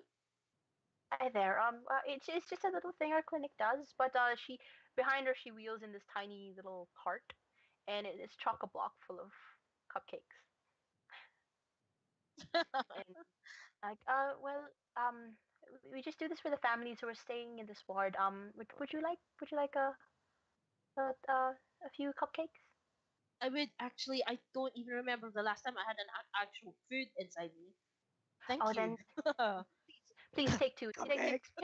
Picks like a couple of random ones, and gives you and the cupcakes themselves, they're actually rather tiny, and they come in like little trays of 12. So they're like teacup cakes. Yeah, basically. So she gives one to you. She's like, oh, and if you hadn't had any in a while, here, it gives you a second one, but just keep it secret between you and me, okay? Oh, I will. Thank you. I will tell anyone. It's very kind. Right. Right. And she sort of like waves goodbye and like closes your partition and goes on. I'm going to So- wait until like the Dragonborn is sort of out of earshot, and I'm just gonna like scarf down that first cupcake. Like it's just gone. Like I inhale the cupcake. Okay. So you have scarfed an entire tray of cupcakes. Wait, sorry. You first One the entire tray. cupcake. One entire No, cupcake. just the okay. first one. Okay, just just the the- first one. I thought you ate one entire tray, and I'm like, Vistra, I'm sorry, but like you are completely sugar rushed right now. You have a strange urge to do anything and everything. I will heal everyone in this clinic Oh, by the power vested in me by these cupcakes. good. Yeah, thanks, May.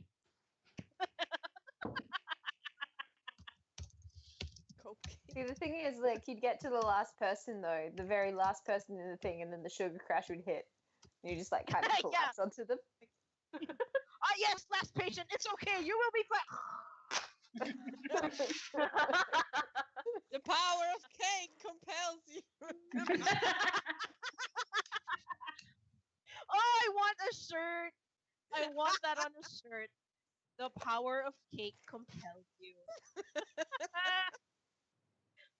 All right. No. So, Mango, will Vistra just be sticking out there, or will Vistra want Yeah. to tap into Mr. Telcom? Only if Tel- there is. Yeah. First name Tel, last name Iphone. Only if there is like an update on the what's this, like if within the next 6 hours there's an update on like his on Morty's status or what can be done for Morty. But if there's nothing in those 6 hours and she has to leave, then she's gonna whatever she knows, that's what she's gonna do the message spell thing for. But she's probably not gonna leave that clinic for a while. I need to remember this part. Okay. All right. So, with that, I would like to move over to Tom, Glenn, not Tom. Get out of my game, Tom. Glenn and Zephyr. NPC named Tom. Tom Bombadil. Fuck. Oh. Alright. If it was Bombadil, everything would be magically cured for 1 second, and then he would just swan off and everything would go to a disaster again. Yeah. This is accurate. Smell vaguely of weed. Oh. Well, keep the time. So, Glenn, you're making your way back to presumably where. I love Kirsty. How Okay. much weed? One weed. One weed. Glenn, with One your entire several This baggies- is oregano. Oh, she got the Italian stuff. You know what, Lee? My bit isn't that important. How about we move to someone else? Thank you, Kirsty. Thank you, Kirsty. No, it's a lot more important than you think. Oh, no. Ah. So, Glenn, you exhumed this shop with your little baggies. Zeppy sort of leading ahead. I think actually we left the shop holding hands, didn't we? Yes. I have a strange You feeling. Someone is feeling unsure about. Yeah, I have a vague memory. Does anyone else remember? I remember that, yeah, they left holding hands. He was like, I guess this is a thing we're doing now. I Yes, think I was just feeling a bit uncomfortable about first mercantile adventure, so yeah. Right, you used coins. Right. Okay, and Zeppy using moral support. That's right. At the moment, like the way Lee and Mango are on my screen, it's like one of those pictures of like two faces, like where half is one and half is the other. Oh, Oh, hey, Kat, you'd gone to bed by the time this bit that I was doing happened, but I know was you asked went shopping for weed. No, I was asked my name and I said Mordecai Rock. So I just knew went- that too. Yeah. Bless. Okay. So, do you want me to kind of take over, or is there anything you need to Is say there first. something you would like to do, Glenn, while you're making your way? Considering during this time you're you don't know this, Glenn, but everyone else is busy at the pawnbroker shop to get shit. So Okay, well, remembering back to when I was heading to the tomb and I had a vague sense of being followed by someone, I would like to just try and make a perception check of the general area just to see if I can notice anything that looks remotely suspicious around. You're in a you're a half elf or you're full elf in a dwarven city. Everything Something looks suspicious other than me. well, make That- the roll, Glenn. All right. No, forget it. I only got 13. Not likely.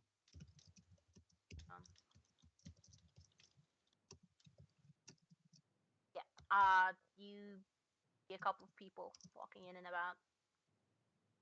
Okay. Well, I guess, quickly I'd turn to Zeppi and just say, I was wondering if there's somewhere I might be able to use more of this stuff to buy maybe some books, instructional books. There'd be somewhere around here like that. You're gonna have to be a bit more specific. I mean, I guess there are bookstores, but they tend to be more magically inclined. I guess wizards, that type. Wizard? Are you a wizard? No, Do you use magic?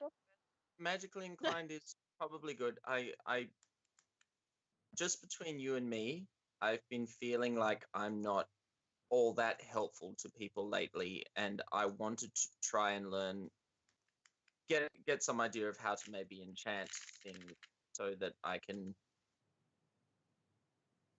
I don't have a lot to offer people as far as actual stuff goes, and maybe if I could do that for them, that would help. That's what I. Just call me out here if I'm wrong, but I mean, I don't know where this thing is coming from. I mean, look, I've known you for a total of what, a few days, I guess. No, less, because I mean, you were dead for like part of it. Sorry, I mean, not to bring up bad memories. Wow.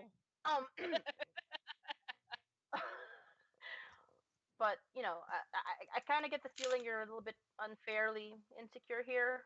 I mean, your friends did like spend like a good while being upset, and I was with them while you were gone, being dead. Again, sorry to bring that up. No, but it's.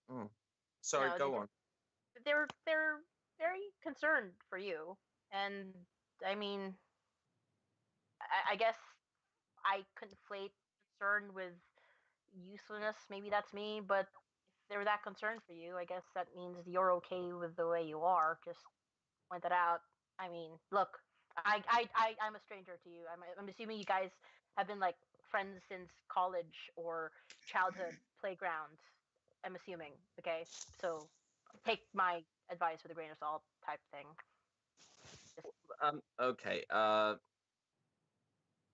Like you can tell that I don't own a lot of stuff generally, and I haven't been in the group for that long, but I know that I can help some people at times when they need it. But okay. All right, Chaz. I know she went through some kind of trouble to help me when I died, and I don't really know how to thank her because I don't think she really wants to talk to me still, and I don't. There hasn't been any point at all where she has actually needed anything that I can offer her at all. So beyond me actually just giving up all my money, which I would do in a heartbeat anyway and wouldn't be much of a gesture, I can't really do much for her.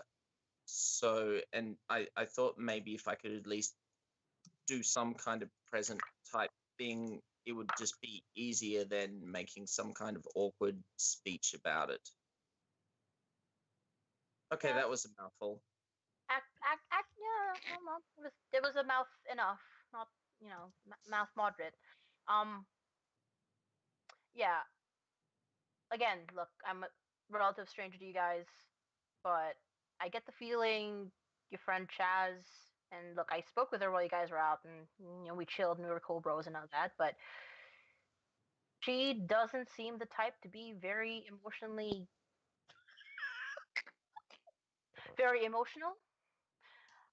So, I mean, the action thing seems like a good, like do give that a small gesture, but I have a feeling maybe talk less and gift Smile more. more. Seems to be a bit more up Chaz's alley. Maybe, No, wink. yes. No, not wink. I'm sorry. But yes. In the distance, dogs bark.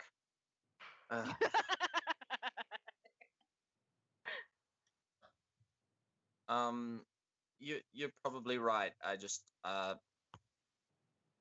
don't think I'd know what she would like if I were to try and buy something for her. So I thought if I could at least make something that I think is good. I don't know. So if there is anywhere that I could go to maybe get some kind of instruction on enchanting, that would be that. But if that takes too much time and you think we should just regroup with everyone, that's fine as well.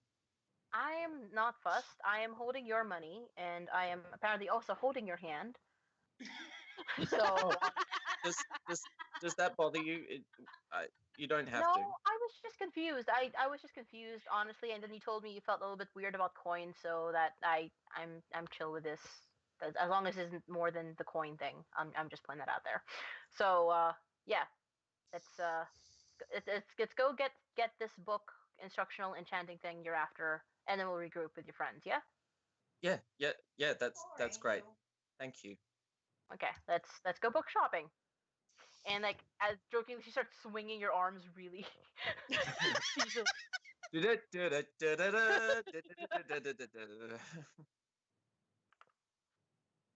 Okay, so you guys do eventually make your way towards what looks like a large ass bookstore, and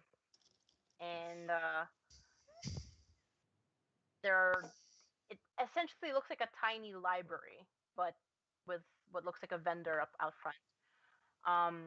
So Zeppy sort of points out the place, like, this place, it sells books and scrolls. Some might have to do with enchanting. Do you think this could be a place we're looking for? Possibly. You know better than me. Okay, we'll insert ourselves into the bookstore. Let's go. And soon as ourselves. inside the bookstore, the moment you step in, the scent of books fills your nostrils. Like old paper, of mild leather-bound books, and the like. Okay. So, can I see anyone that looks like they're working there right now? Yeah. Be a couple of people who are sort of carting around small, carts of books and rearranging them around, and they seem to have some sort of uniform as well. So. Okay. So, I'll just go up to the nearest one I see. Hello, excuse me. Are you one of the people that work in the place to buy things from the place? Very tall, 6'3". You have approached a very tall, 6'3". Sorry. Oh no, Dee, don't die! Don't let me die! Sorry, Oh God. life went down the pipe. Ouch. Chloe, do you want to jump up again? She wants to jump up on your legs. Okay. Sorry. You see a very tall 6'3" tiefling, and you're pretty sure the 3 part is their horns because it literally points straight the fuck up.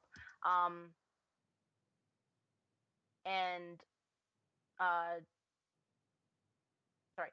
And she turns around to look at you and goes, "Yes." Oh, good. I'd like to buy a book, please.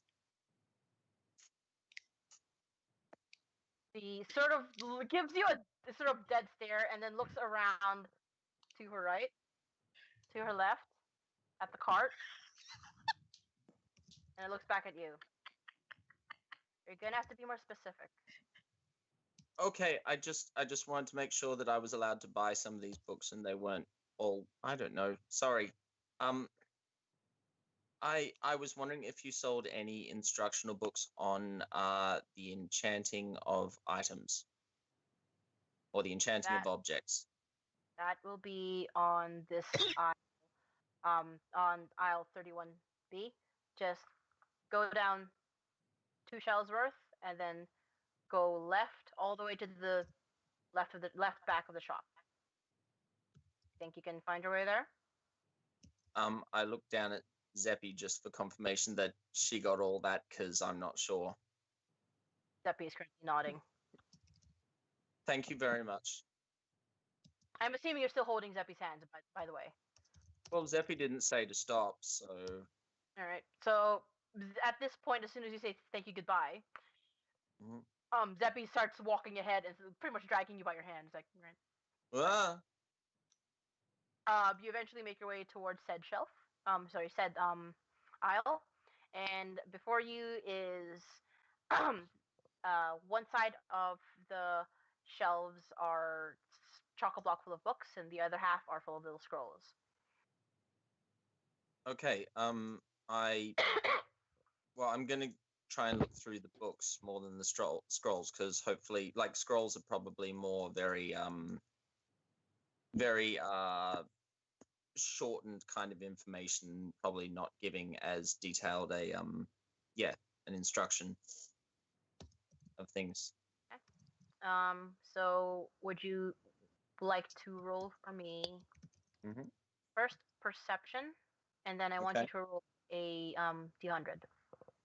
All right, new dice, because that last perception roll I did was terrible.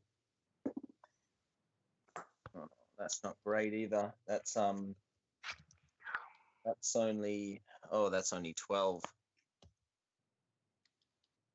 Okay, and the d100, please. Yep, and that's the ones. Come on, not that I know what's going to be good and not. All right, we have 32. Okay.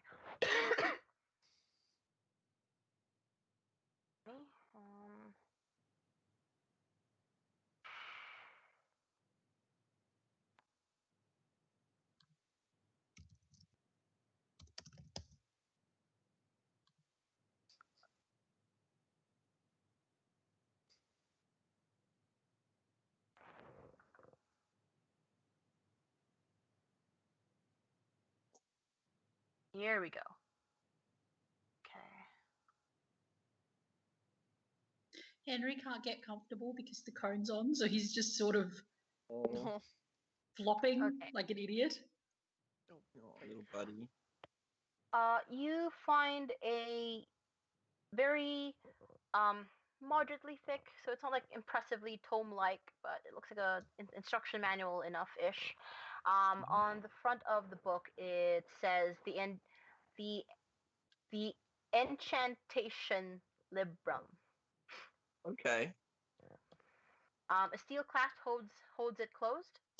Ooh, and fancy. It has about 200 pages from just glancing at it. Would you like to peruse the insides? Yes, I would, provided the clasp can be opened without is it a locked clasp or just? It's not a locked clasp. It just sort of like clicks. Okay. So it clicks open, and you open up to. From the basic gist of it, it is based on it is essentially a beginner to intermediate enchanter's book. So there are a few helpful ones, but they seem to be very requires some intricate preparation and the like with regards to materials and everything. Some of the simpler enchantment is mostly very superficial stuff. So make it glow red, make it glow blue. Make this one look like it's on fire, but it's not really. And the more difficult ones, as noted, is usually it's at towards the back of the book. Those ones seem to be a lot more useful. So some of the enchantments seem to do how to make something actually be on fire, but it does state that this should be paired up with knowledge of enchantment and how to contain the fire so that it isn't consistently on fire, such as when say sheathing sword again, but sword still on fire, so sheath suddenly Sheath melts burns. into melts into ashes. So unfortunately, it doesn't look like this book has said containment part of the enchantment. So Right. not it's not as extensive as an enchantation librum would suggest, but yes. It's better than nothing, obviously, and yeah, it'll be a start. Thank you. So I'll pick it out and just well, trying to kind of indicate to Zeppy that I'm ready to go back to the person, like, so that I'm not dragging her along. Well, while Zeppy's still holding hand, she's sort of like one-handedly going through some books. Like, hey, this one has like drawings on it. This one has it so that you can enchant naked people onto like armor, make it glow. Would you like that? Nakedness. Would you like that? No, not personally. I just thought it was funny. That's okay. Maybe I can work out how to do that for you. She whips it out open and she points at this illustration, and you see this little drawing of somebody wearing a very impressive looking piece of armor, but for some reason on it is this little glowing little illustration of boobs with large areolas on it, and then like a little dip inside the armor to indicate a tiny waist. It's like, that's funny. Anyway, yeah, I just thought this was funny. She puts it back in the. No. If you like it, I'll get this too. I literally have no use for that other than maybe making life living hell for people I don't like. So. Well, that's a use for something. I should be able to say thank you to you as well. So I can, I don't know, make you an armor of distraction or something. If I am given this power, I will abuse it horribly. So no, don't. No, I'm getting it. Oh, good lord. Oh, good heavens. All right. Okay. All right. I mean, it's nice. The naked body is beautiful in all forms. That's cool. Yeah, so, apparently you can get really intricate with it. So taking the two books back to the tiefling, if that's cool. Yep. Okay. The tiefling looks at you and is like, why are you giving me these books? And Zeppy tugs at you. That's just somebody who stocks the books. We go to the front. Go to the front. That's that front. That's not the expression. Okay. I'm sorry. It's tourist, new. The tiefling looks very unimpressive. All right. And goes back to like stacking things, and you realize that maybe that her height at 6'3" is very helpful because like these shelves are pretty fucking tall, and so she's like with ease just putting books back in place and rearranging things, whereas like the rest of the dwarven population may be a little less inclined. So as you guys reach at the front, looks like the vendor sort of looks up and looks at your books. He's like, just those two for today? Yes, please. That'll be 9 gold pieces, please. Okay. I just turned to Zeppy, who, can I please have 9 gold pieces from the. With the unheld hand, passes you the appropriate gold pieces. Thank you. And yep, do I put them on the? Do I usually give them straight to you, or put them on the? Is there some customary? Zeppy's hand shoots out, gets your hand holding the coins, forces you to open said hand onto the table. I can imagine she actually like squeezes the wrist. So I'm like, open it. Yeah, it's like that's how you transact. That's how you purchase. You drop it, and then they give you the books. Okay. Sorry, the cats. And so he sort of pushes the books back in your thing, and Zeppy sort of takes them. Like, do you want me to stick it in your bag, my bag? I'll just hold them right now. That's okay. Okay, here you go. So I'm like kind of, like schoolboy books up against. Oh my god! Sorry, one sec. Yeah. Damn it! Seriously, Osiris, what is wrong with you? Sorry. No. Okay.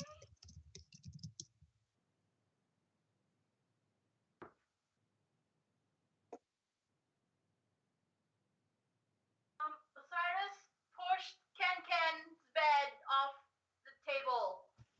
Aw. Well, Ken was in it. Rudely awoken. Pushes cat off table. That's a new level of catdom. Yeah, that's why that naughty little princeling is now with me. Mm. Oh, Did he's he barely push- awake. Did he push it off while Ken was in Barely it? awake. Yes. No, baby. Go Osiris. That must have taken some pushing because Ken's fat as fuck. It's not that hard because like Ken tends to lean to one side of his bed, so it sort of pushes the bed closer to the edge. And all Osiris really needed to do was sort of lean his weight on that side, and it pretty much pulled the bed straight off the table. Oh, baby. That's mean. That is the meanest cat, I swear, Osiris. Anyway, if it's not Fuck about you. me, I am uncomfortable. So just exiting the shop now. Exiting the shop, books in hand. I'd just like to try and make another perception check. I'm gonna get a good perception check eventually, just to see if anyone's watching. Go for it. All right, that is a 23. No one's watching. No one's actually Okay. watching at this point in time. No. That's fair enough. All right. So, Zeppy, were we meeting everyone somewhere in particular, or just going back to the hotel Thought or the inn? we were meeting up at the inn. The what was it called? The entrance. I think it was called the entrance. What's it called? The pillars. The one with DM the gently the asks. X-ray tiefling. Yes. That's where we were. Yeah. All right. I can't find the name, but.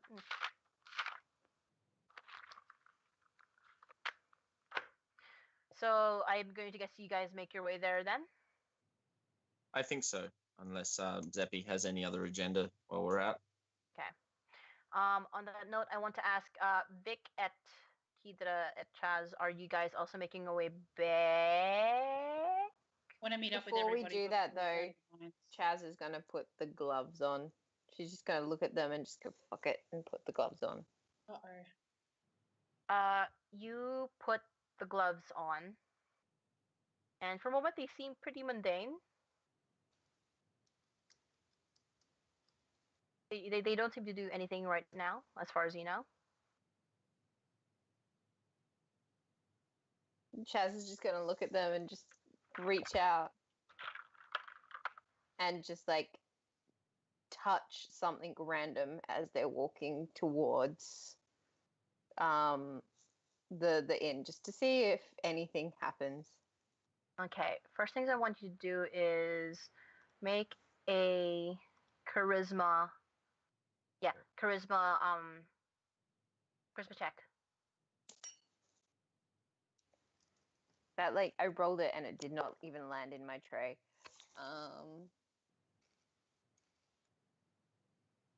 Where's my character sheet? 19. Okay, hold on. Here we go.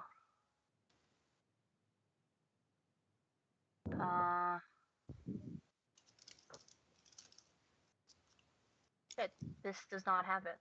Right, I'm gonna have to look it up then.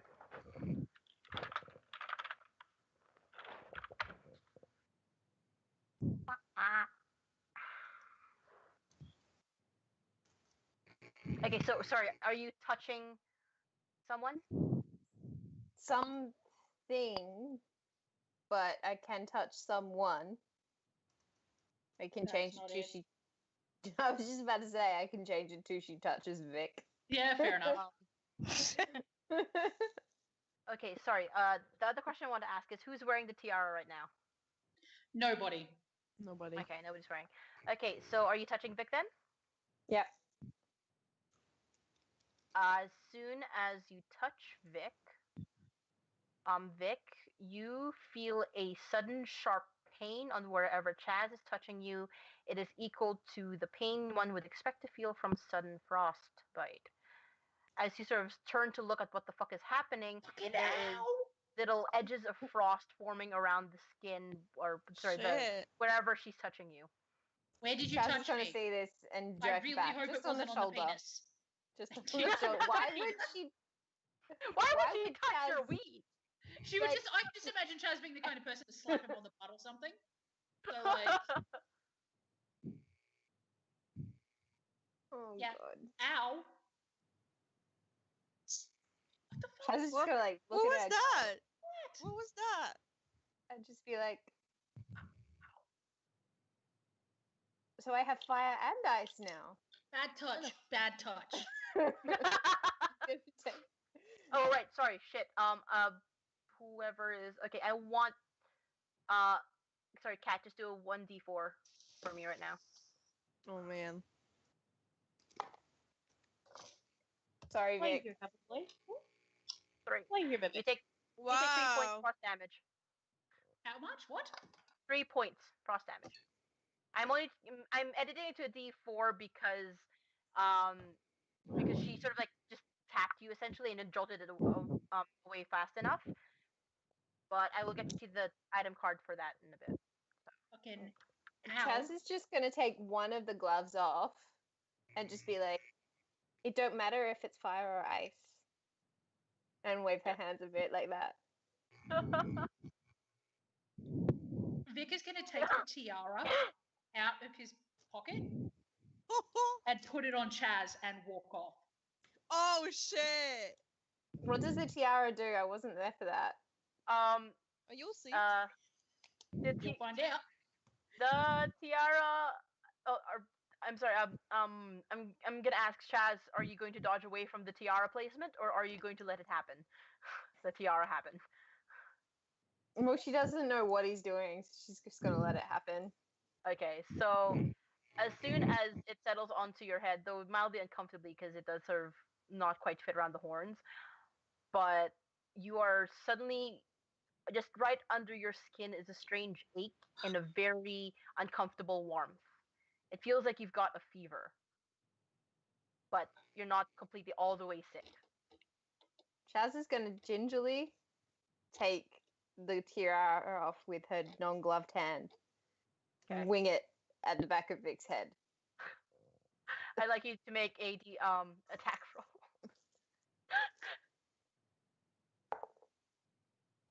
She's going to miss by a long side. She got 12. It whizzes past Vic's head, but Where does it land? it bounces off of a wall in front of you. So it Vic's just gonna pick it up and lands put it back in his pocket. Okay. And then just do this over his shoulder. And keep going. Okay, so with that goes. Okay. Oh, one more thing, Kat, for Chaz to. Would you also like to discover anything about the collar? Yes, white? I'm not letting it you was put that on me. Celestial. It was Celestial, wasn't it? Yep, it was in Celestial, and you caught only 2 words, which is compel and friend. Well, Vic has 16 hours of Celestial and he'd help you if you hadn't just been such a big bitch. She was actually going to go to Vic and just be like, hey, Vic, I think I've got something that you might like for Silent Dread. He's Like, definitely heading not to talking bed. to you now. Like, definitely not talking to you now. Ah. Oh man. He's just like, I don't know what I did to deserve you, but I would like my money back. Just keeps Oh, going. wow. Chaz is like, okay, then, you can give me all of that free stuff that I got you then. I tried to, and you threw it at me. She's just going to be like, I didn't pay for that. All right, give me it. Let's have a look. Yeah. She's going to pass it to him. Okay, what does it say? Oh, stares blankly. Hold on.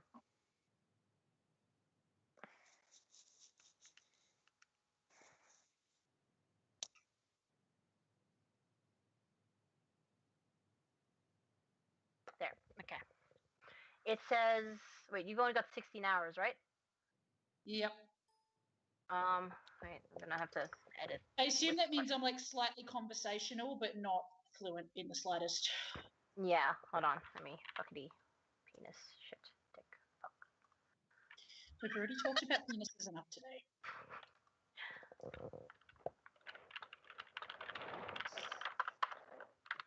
Sorry, Tom, I just saw that message.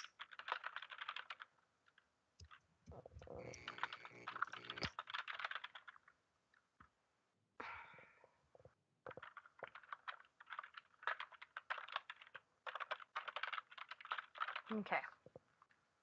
It from the few words you understand, I will paste. You sort of string it together awkwardly, and it says this. Sorry, whoop. I am DM whispering it to you. Oh.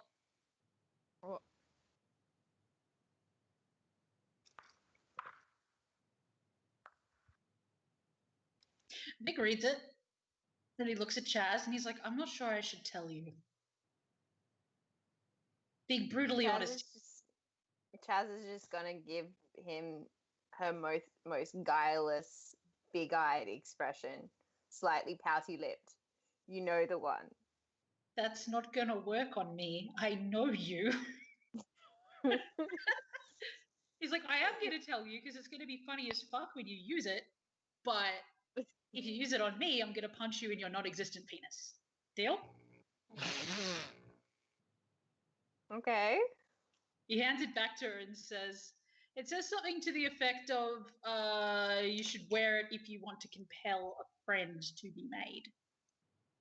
So if you want to make friends with somebody, I'm not sure if it's friends wink wink or friends like hi buddy, but if you want to make friends with someone, you should wear it.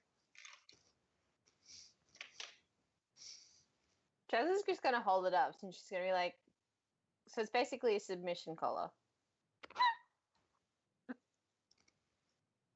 I don't know how you think friendship works, but I'm pretty sure it's not a dom-sub relationship. Oh my god. Chaz is just very, very just like... Fair enough. That's exactly how you think friendship works. Kinda. Only I don't know if you've got to keep the collar on all the time or if it only if it works even if you're not wearing it, if you've made friends with them or whatever. You'll have to experiment and I sure as hell hope it's not on me. You already did that today and it still fucking hurts. I wouldn't experiment on someone who's already my friend. Oh, yeah, that's the point. Because that would... What? Keedra's my friend too.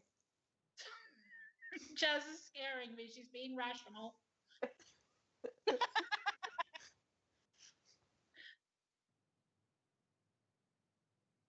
You guys sort it out between yourselves. Chaz is just got to look at Keydra, who is significantly younger than her, and just go, but Mom!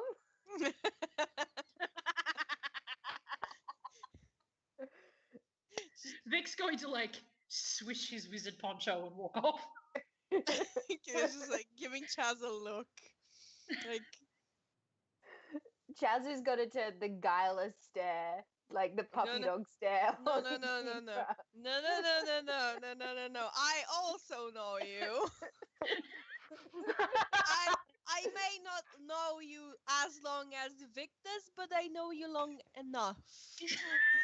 Chaz is going to say nothing. She's just going to keep looking at Keydra. Okay, let's go. Time to go. Time to go, kids. Time to go. Vic's like, I'm already out. Like, I'm already gone. Oh, kids. I heard the Morty's cat. not immune to anything Chaz does. Big bonk.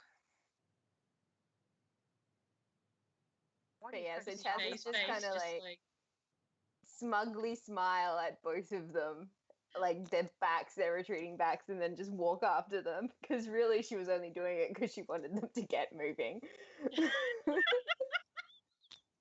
bitch. Okay, so we're going to head back to the inn because Vic needs to catch at least 2 hours of Z's before they do anything else. As you guys get there, not far behind you is also Zeppy and Glenn. As Vic, etc. move into the thing, you are a strange sort of feeling at the back of your neck, like someone is looking at you, and yeah, it's the tiefling.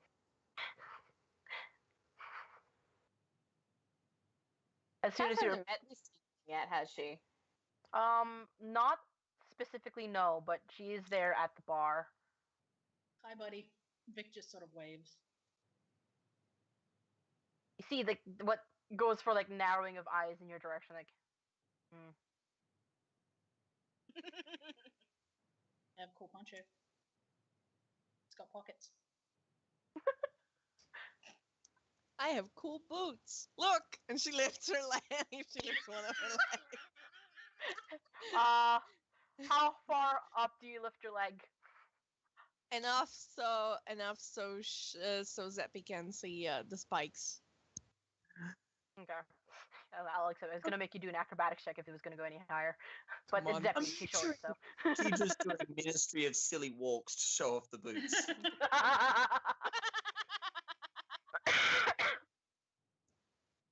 Like Zeppy looks actually impressed. Like, oh, like tiny little swords at the bottom of your shoe. I know, right?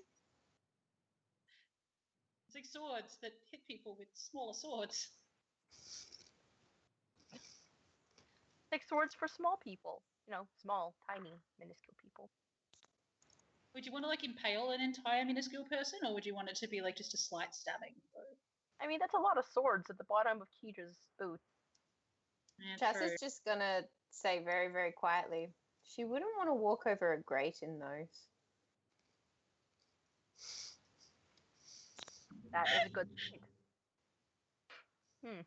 Okay, well, since we're here, I'm gonna go do a nap because I'm tired and it's been a while.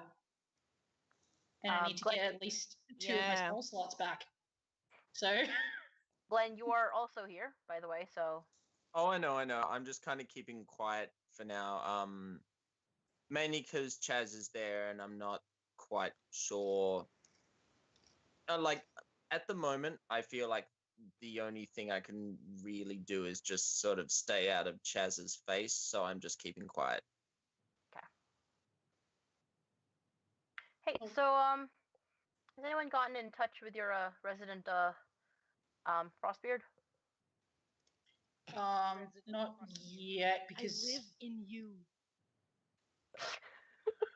This isn't the Lion King. Just Vistra's face plastered in the sky. I was about Redthrone. to yeah, but break into a who song. would that make Simba? Morty. Morty Simba, yeah. Oh my god, she's standing over Morty's form going, Such Morty, you have forgotten me. Remember who you are, Morty. I think Keydra would be Timon and Vic would be Pumbaa, which makes Rafiki Chaz. No, Kitty would be Pumbaa. Internet went weird. Oh my god. Vistra no, takes check like back. some of the icing off of one of the cupcakes that she's got, and she gets like really close to like the force field. Simba!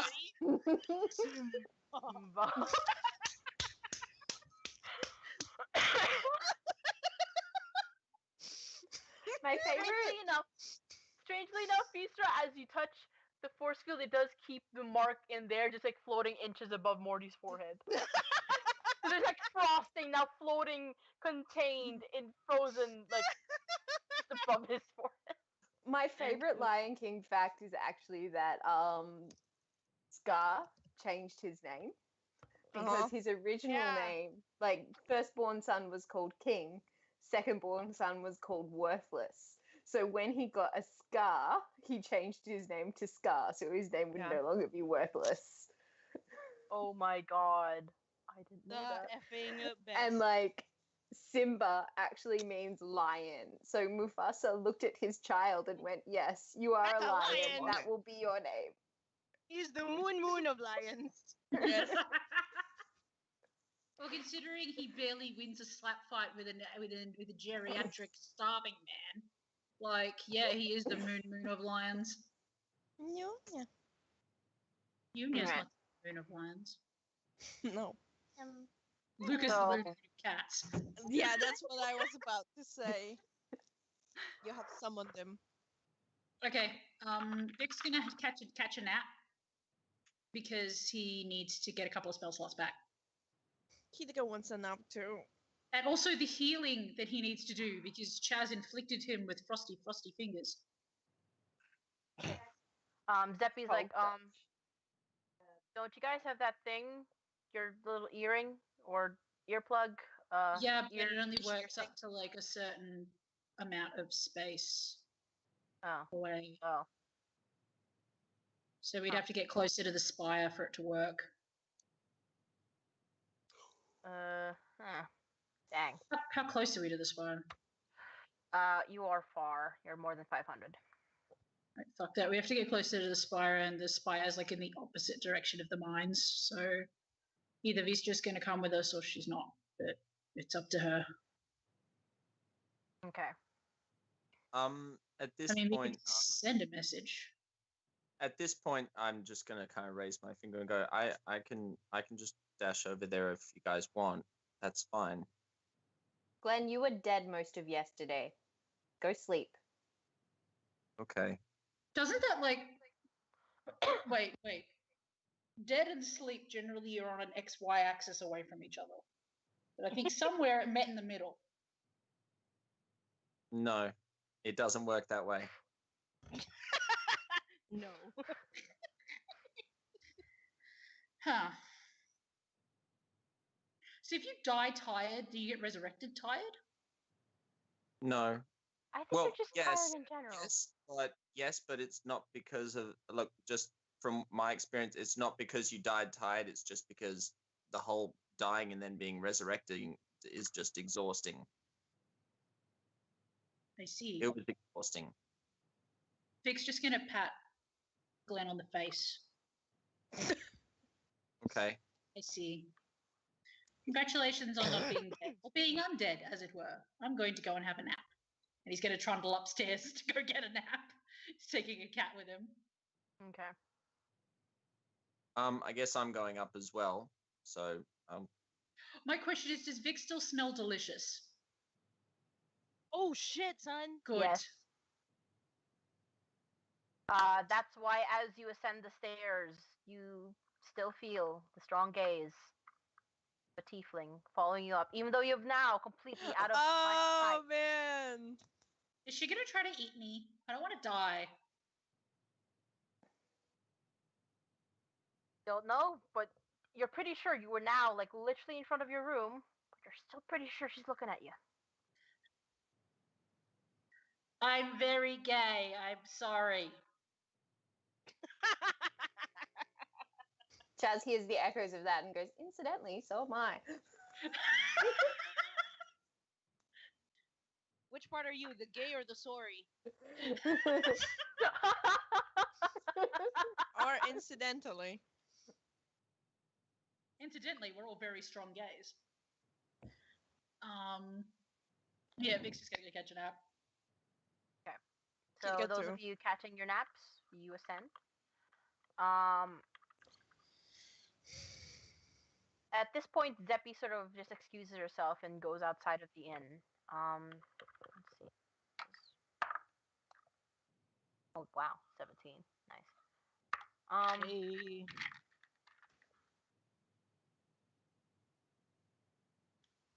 It's She- okay to be gay. That's a choice.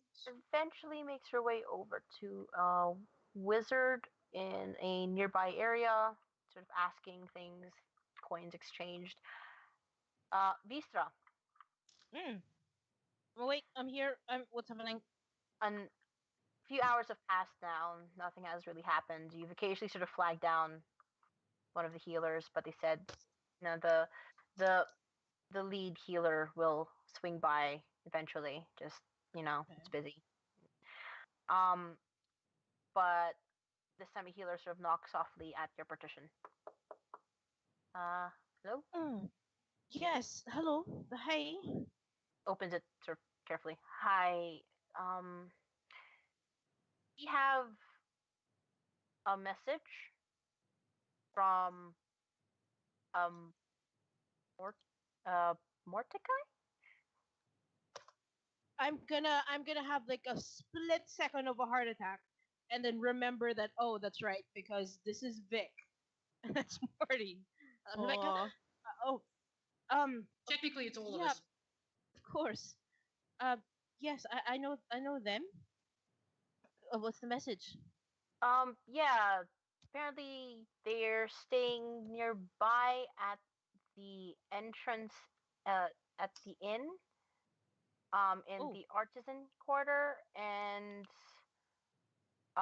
said that they're going to be catching a long nap, but just wanted to check in and see if you're okay. Did you want to leave a message back with Mr. Tell Ecom?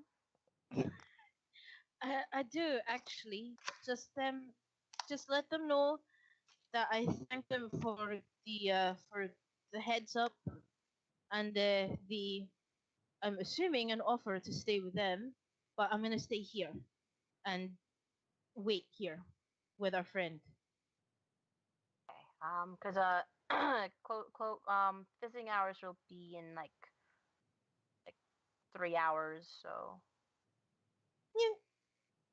Well, I mean, if I can't stay here, I can. Huh?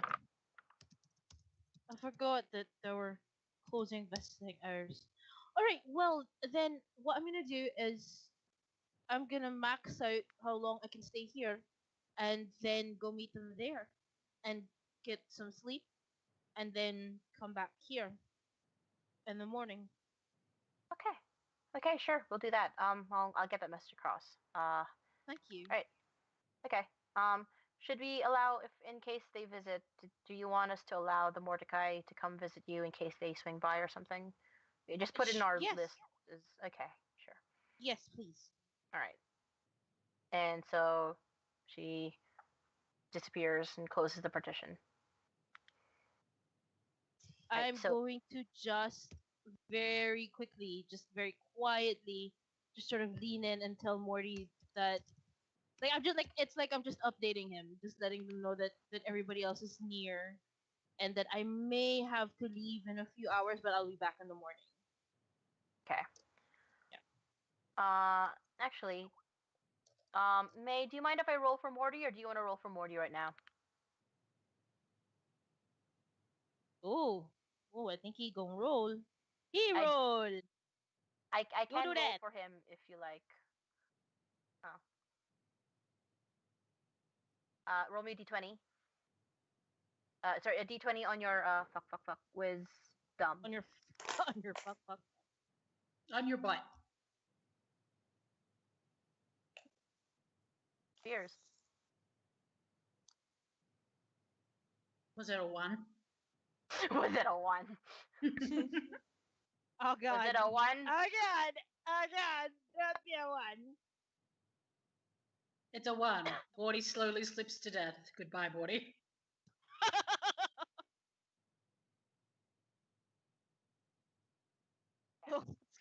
Good. Okay. Today, want me to keep track of this? Just keep track of the rolls you get on your wisdom, because I'm. This will also happen once an in-game day passes. Yes, please. Okay. Yes, please. All right. And so she disappears and closes the partition. No. That's not marked as of right now. Because That meta. sounded ominous. What? How much you're losing? What are you losing? HP. HP. No.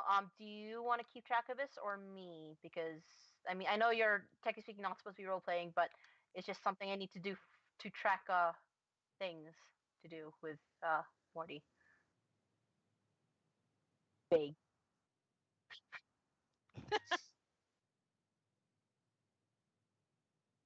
Yes, just keep track of what you rolled plus your bonuses and stuff. Just give me the flat number. You don't need to like separate numbers. Just the all in all value. The sum. All right. So just note that you got a 14 today.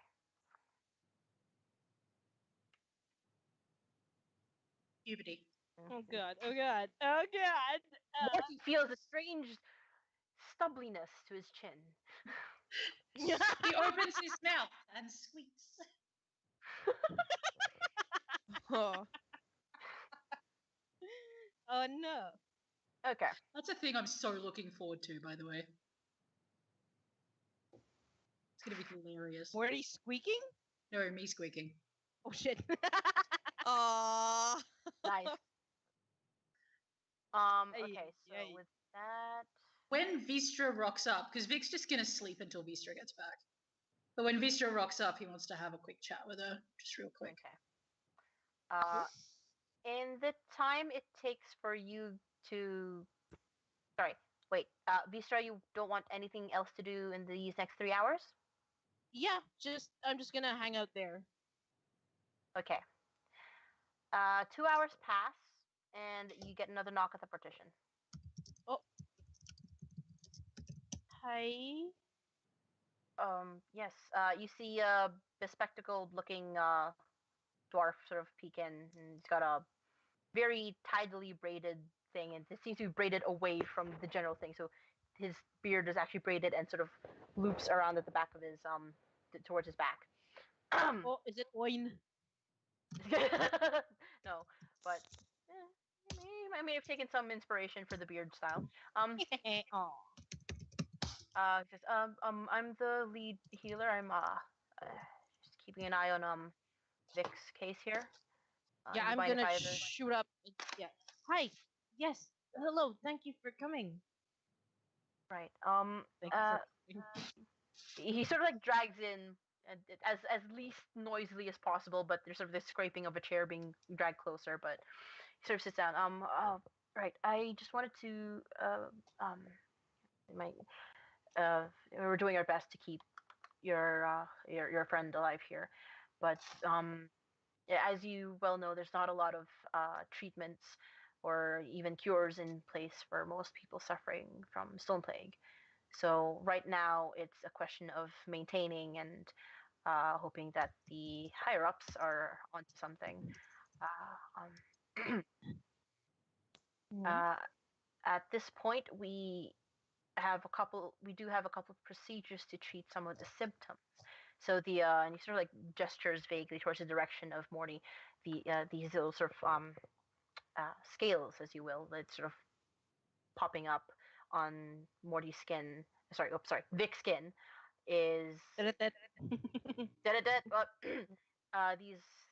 sort of like those things. We can treat those and get his skin back. It may keep appearing, but depending on how he reacts to the treatment, we should be able to get his skin to some form of it'll essentially be like getting the old pox sort of, but you get some scarring, but it's eventually no actual danger to his well-being. All right. If you're able to do that for his skin, is that a sign that, or does that mean that whatever the process is, that's it's unfortunately slow down? It does help slow it down, but unfortunately, it does also just masking symptoms. Whatever is raging, or however the illness strikes and works inside him, it's still going, but it is essentially just a symptom we're treating. So there is a chance these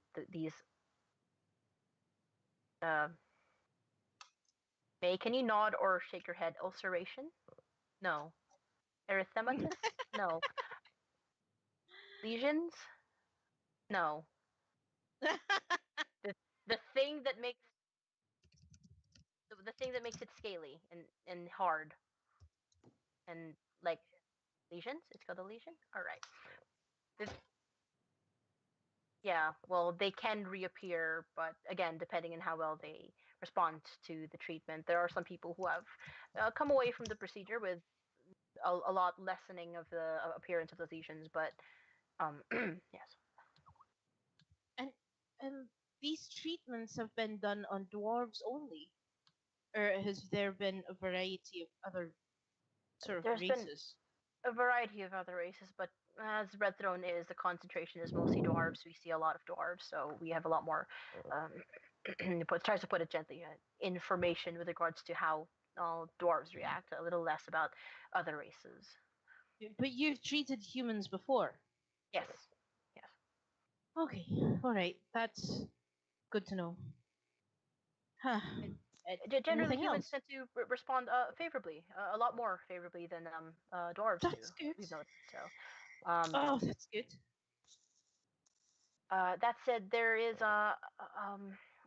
and he sort of like looks around. It's like, look, I do this as a favor, and I read the papers. You're a Frostbeard, and I do owe your father a few favors. But there are a few I suppose clinical tests, I suppose, at Ground Zero in the mines, and there are some I suppose discussions going on that they might be onto something there. And they the vaguest way to put it that they seem to have had a bit of a breakthrough, but further testing, further things. I don't want to I want to put your hopes up unnecessarily, but considering with regards to stone plague victims, there's not a lot of hope to begin with. So you're saying there's a chance There's a chance that of there is something good. they might be onto essentially something of a cure of yeah. Huh. And do you know much about what they've found out, or just that there's been a breakthrough? Essentially, yes, that there's been a breakthrough. I hear occasionally, mostly hearsay, secondhand hearing from my superiors that they are sort of testing the Ground Zero patients there, but it seems that there was a single case there, I believe, that seems to have found um, something good. So here's hoping. It sort of does a crossed fingers at you. Huh. Well, that honestly is some of the best things I've heard in the past few days. Thank you for telling me. I needed to hear that. I'm yeah, like I said, I don't want to get your hopes up, but at the same time, I know there's not a lot given out with regards to these circumstances. So Sometimes hope is all we have. Thank you. Honestly, thank you. you're welcome. And probably don't spread it around too much, but I do this as a favor to your father. So yeah. I will keep it safe. All right. Keep it secret. Keep it safe. All right. So that's what I wanted to say. With the treatment, it may cost a bit of it. So he looks a little bit uncomfortable because he's not sure. There's a sort of uncertainty when he sort of glances at you from the corner of his eye. So like, I know you're a Frostbeard, and I unfortunately, as the circles are relatively tight around the higher up you go with the hierarchy here, your father is aware that you're here currently caring for your friend, and he has agreed with your consent that he will cover your friend's fees for the treatment. Oh. Whoa, that's ridiculously generous.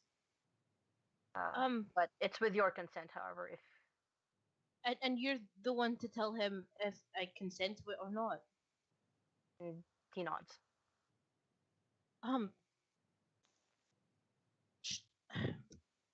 Yes, yes, but I do want to speak with him about it. Either before or after, whenever I can. I am going to speak to him about it, but at least let him know that yes, I consent, and he has my eternal gratitude. I'll do that. And again, I know it's been a tough few months for the Frostbeards, and I know you've just returned recently, but this hasn't exactly been the warmest welcome to your childhood home. So My family hasn't been the warmest, period. It's that's fine. well. I mean, that's why we're called Frostbeards. That's terrible. It sort of wait. Yep. It takes him a while to get it takes him a while to get it. Like, and you see him sort of like glance towards your beard and go like, "What frost? Oh. Oh, It's, yeah. because cold. Oh, it wasn't warm. It's cold. It's a play on words. It's a poo. Play on words. Okay. Not a play on I'll- words, it's a coping mechanism. All right. So, if there's anything else you need, you sort of get to share. If there's anything you need, I'll still be just making the rounds around the ward. So, just talk to all the time. So, I will be fine for now. Thank you so much. okay.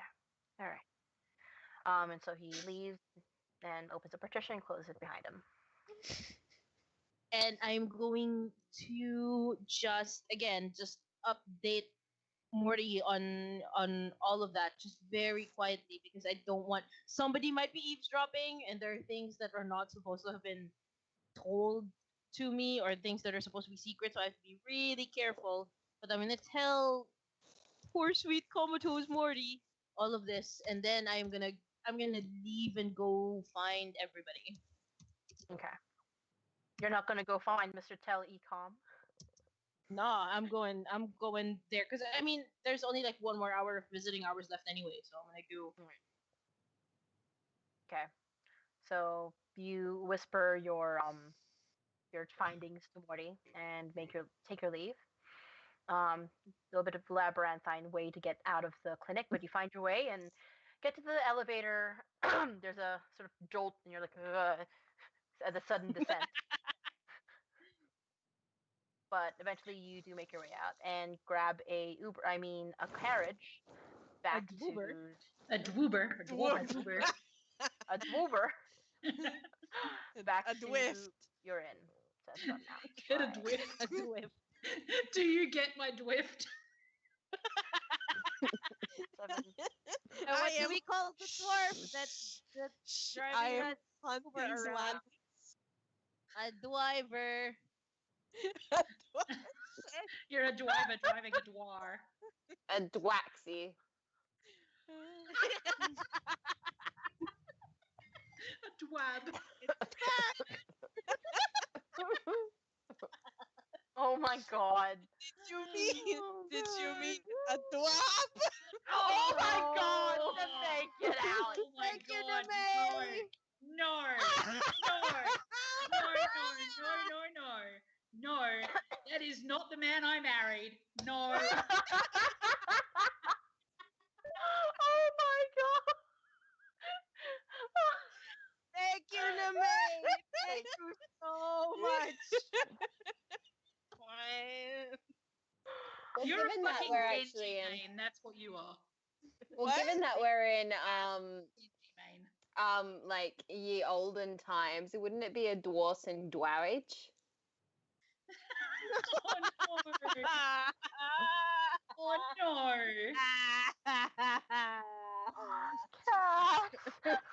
I'm a dwarf and I'm weeping. I'm weeping. You're weeping. So, okay, so they're no longer ponies, they're now called dwarses. Dwarves.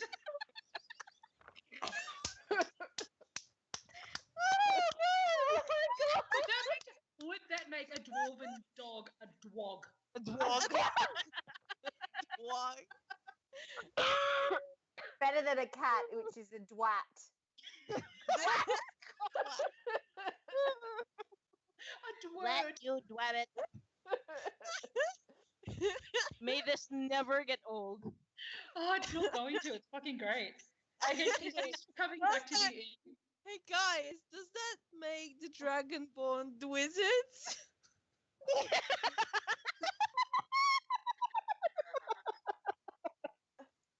Holy shit! Just Guys, like Elmer McFud, like Elmer Fudd going, "Be very, very quiet. I'm hunting dwabbits." I said that earlier. Dwabbits. Oh my A god. dweefling that is exactly the baby that will happen between a tiefling and a dwarf. That is Dweefling. a It's like a dweefling. short, Chaz and stumpy Vistra's red baby. dweefling. Dweefling. Right, Better so than a is Vistra tarf. coming back to the inn. Yep, it Yes. is around 7 as she arrives. As soon as you enter, a strong gaze is thrown your way, Vistra. I get hit very hard. Ow. I lose a hit point. You lose 1 party point. She got 909 party points.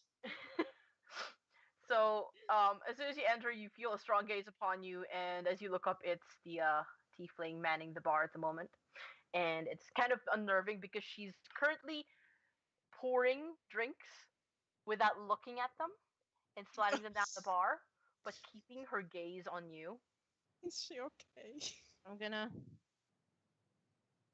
do this and keep walking. Still looking. Her eyes are following you. I'm gonna walk away, but still watching if she's still watching. She's still looking. She's still looking. I can't see me anymore. I'm behind the wall. You can feel her gaze pierce straight through that wall. From above. She's also Oh. really gay. Why are you watching me? That's creepy, tiefling. Oh my god. My god, I'm like half naked. What are you doing?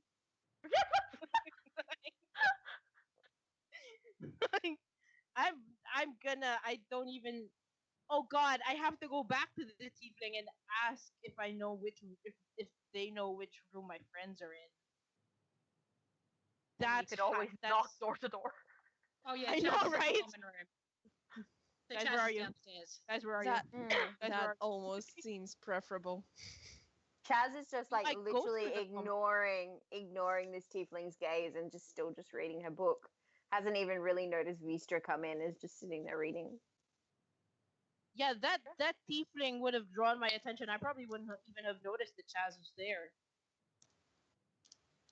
Because I'm watching that other tiefling and not my tiefling. Well. Oh, That be some dwarven drama. Some drama. Some drama.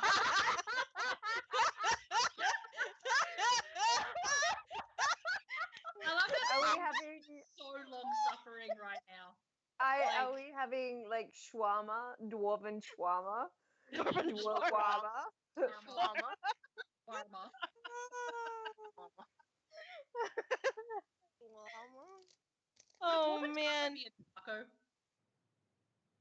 What? What? Taco be a dwaco. Dwacko? Okay, I'm gonna go back to that tiefling who won't stop staring at me and just ask, "Hi, I truly have no idea what I might have done or said to earn your eternal leering, but would you happen to know where this So you're wearing? bunch of assholes are? There's a tiefling and a drow and a half orc and a hobo.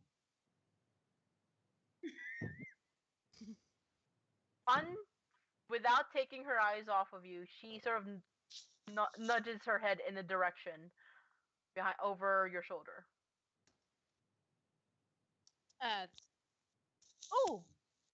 Oh yeah, yes, thank you. You can stop looking at me like that now. I'm gonna go this way. Good talk. I can still feel you leering. I'm walking away and you're still looking at me. Stop looking at me. I love this tiefling. Holy shit. I'm so conscious of I'm now very conscious of literally every flaw on my skin, and like I think you can see my split ends in my hair. Stop fucking looking at me. I'm gonna Chaz. That tiefling is looking at me. It's because you're hot. We know that, but Chaz is still reading her book. She's actually like trying really hard not to laugh. why won't they stop looking at me? It's because you're hot. Other than that, I don't know. She's been doing that to all of us. You just kind of ignore it. How's Morty? What if? Oh well. He's asleep, and I mean, there's some good news in the horizon, and they think they can at least slow it down. They're gonna try a few things and stuff like that. They don't know that they can completely fix it, or that there's a cure, but I need to tell all of you the thing. Where is everyone? Upstairs asleep for the most part. Do you want a drink? Do you need a drink? I need a drink. Chaz is going to look over at the tiefling. Chaz is going to look over at the tiefling and just put her hands up like that. Okay. As you sort of look up at the tiefling, you do know that tiefling is now let go of Vistra and is currently staring at a different patron of the bar now, who's like sitting at a distant table, and you can see them sort of deliberately sort of hunching their shoulders from how uncomfortable they are. But it seems that the tiefling at the bar has noticed has noticed your gesture, Chaz, and so you see her sort of turn around and without looking, take out sort of two massive mugs. Oh my god! Start pouring them without tearing her gaze away from that poor patron. What if that tiefling is sleepwalking, and they've painted eyes onto her eyelids, just so it doesn't look creepy that she's asleep? Don't you think she's hot though? That depends.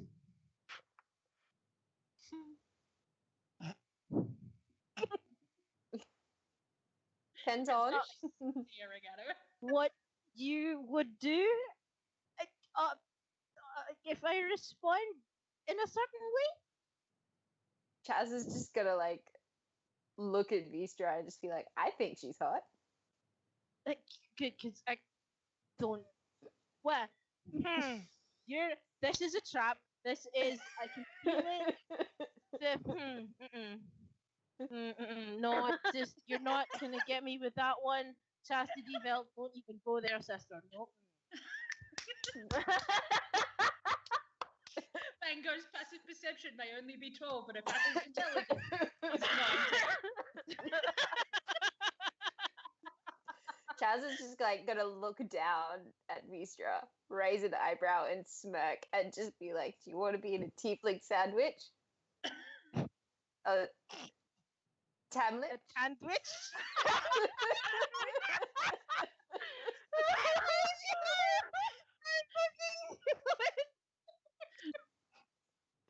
Oh.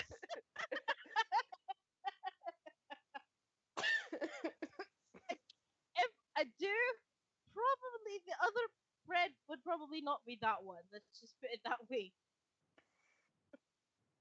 Chaz is just gonna be like, okay. She's gonna be like, do you feel better though? now. You know what? I have had a day, and sort of, yes. Jazz is going to give her a hug. Hug back. We're gonna be fine, right? Everything's gonna be fine, right? Everything will be fine. We're going to do whatever we can to help Morty. Of course. Yeah.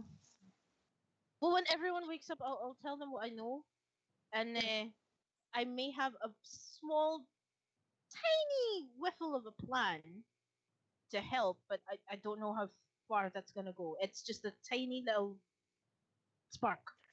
Well, we were all thinking about heading down to the mines to have a poke around because we finished that.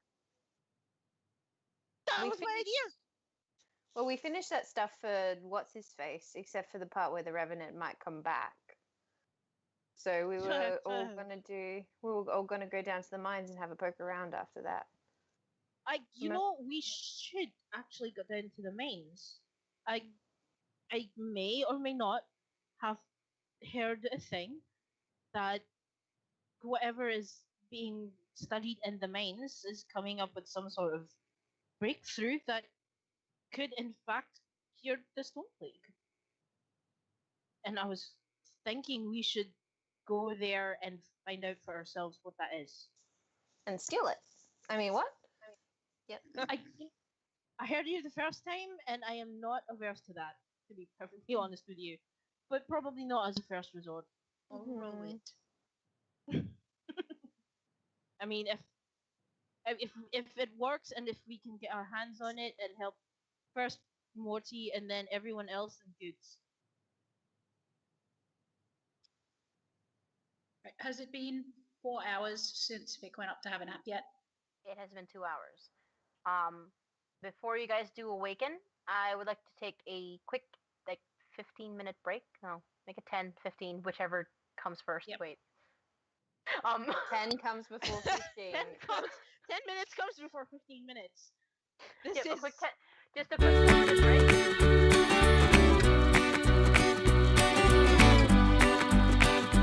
You know, the part where we all just start yelling swear words and gross words. Yeah, let's just do that. In 3, 2, 1. You Poopy. Particular butthole. See, I did that for you, May. All right, let's take a 10-minute break.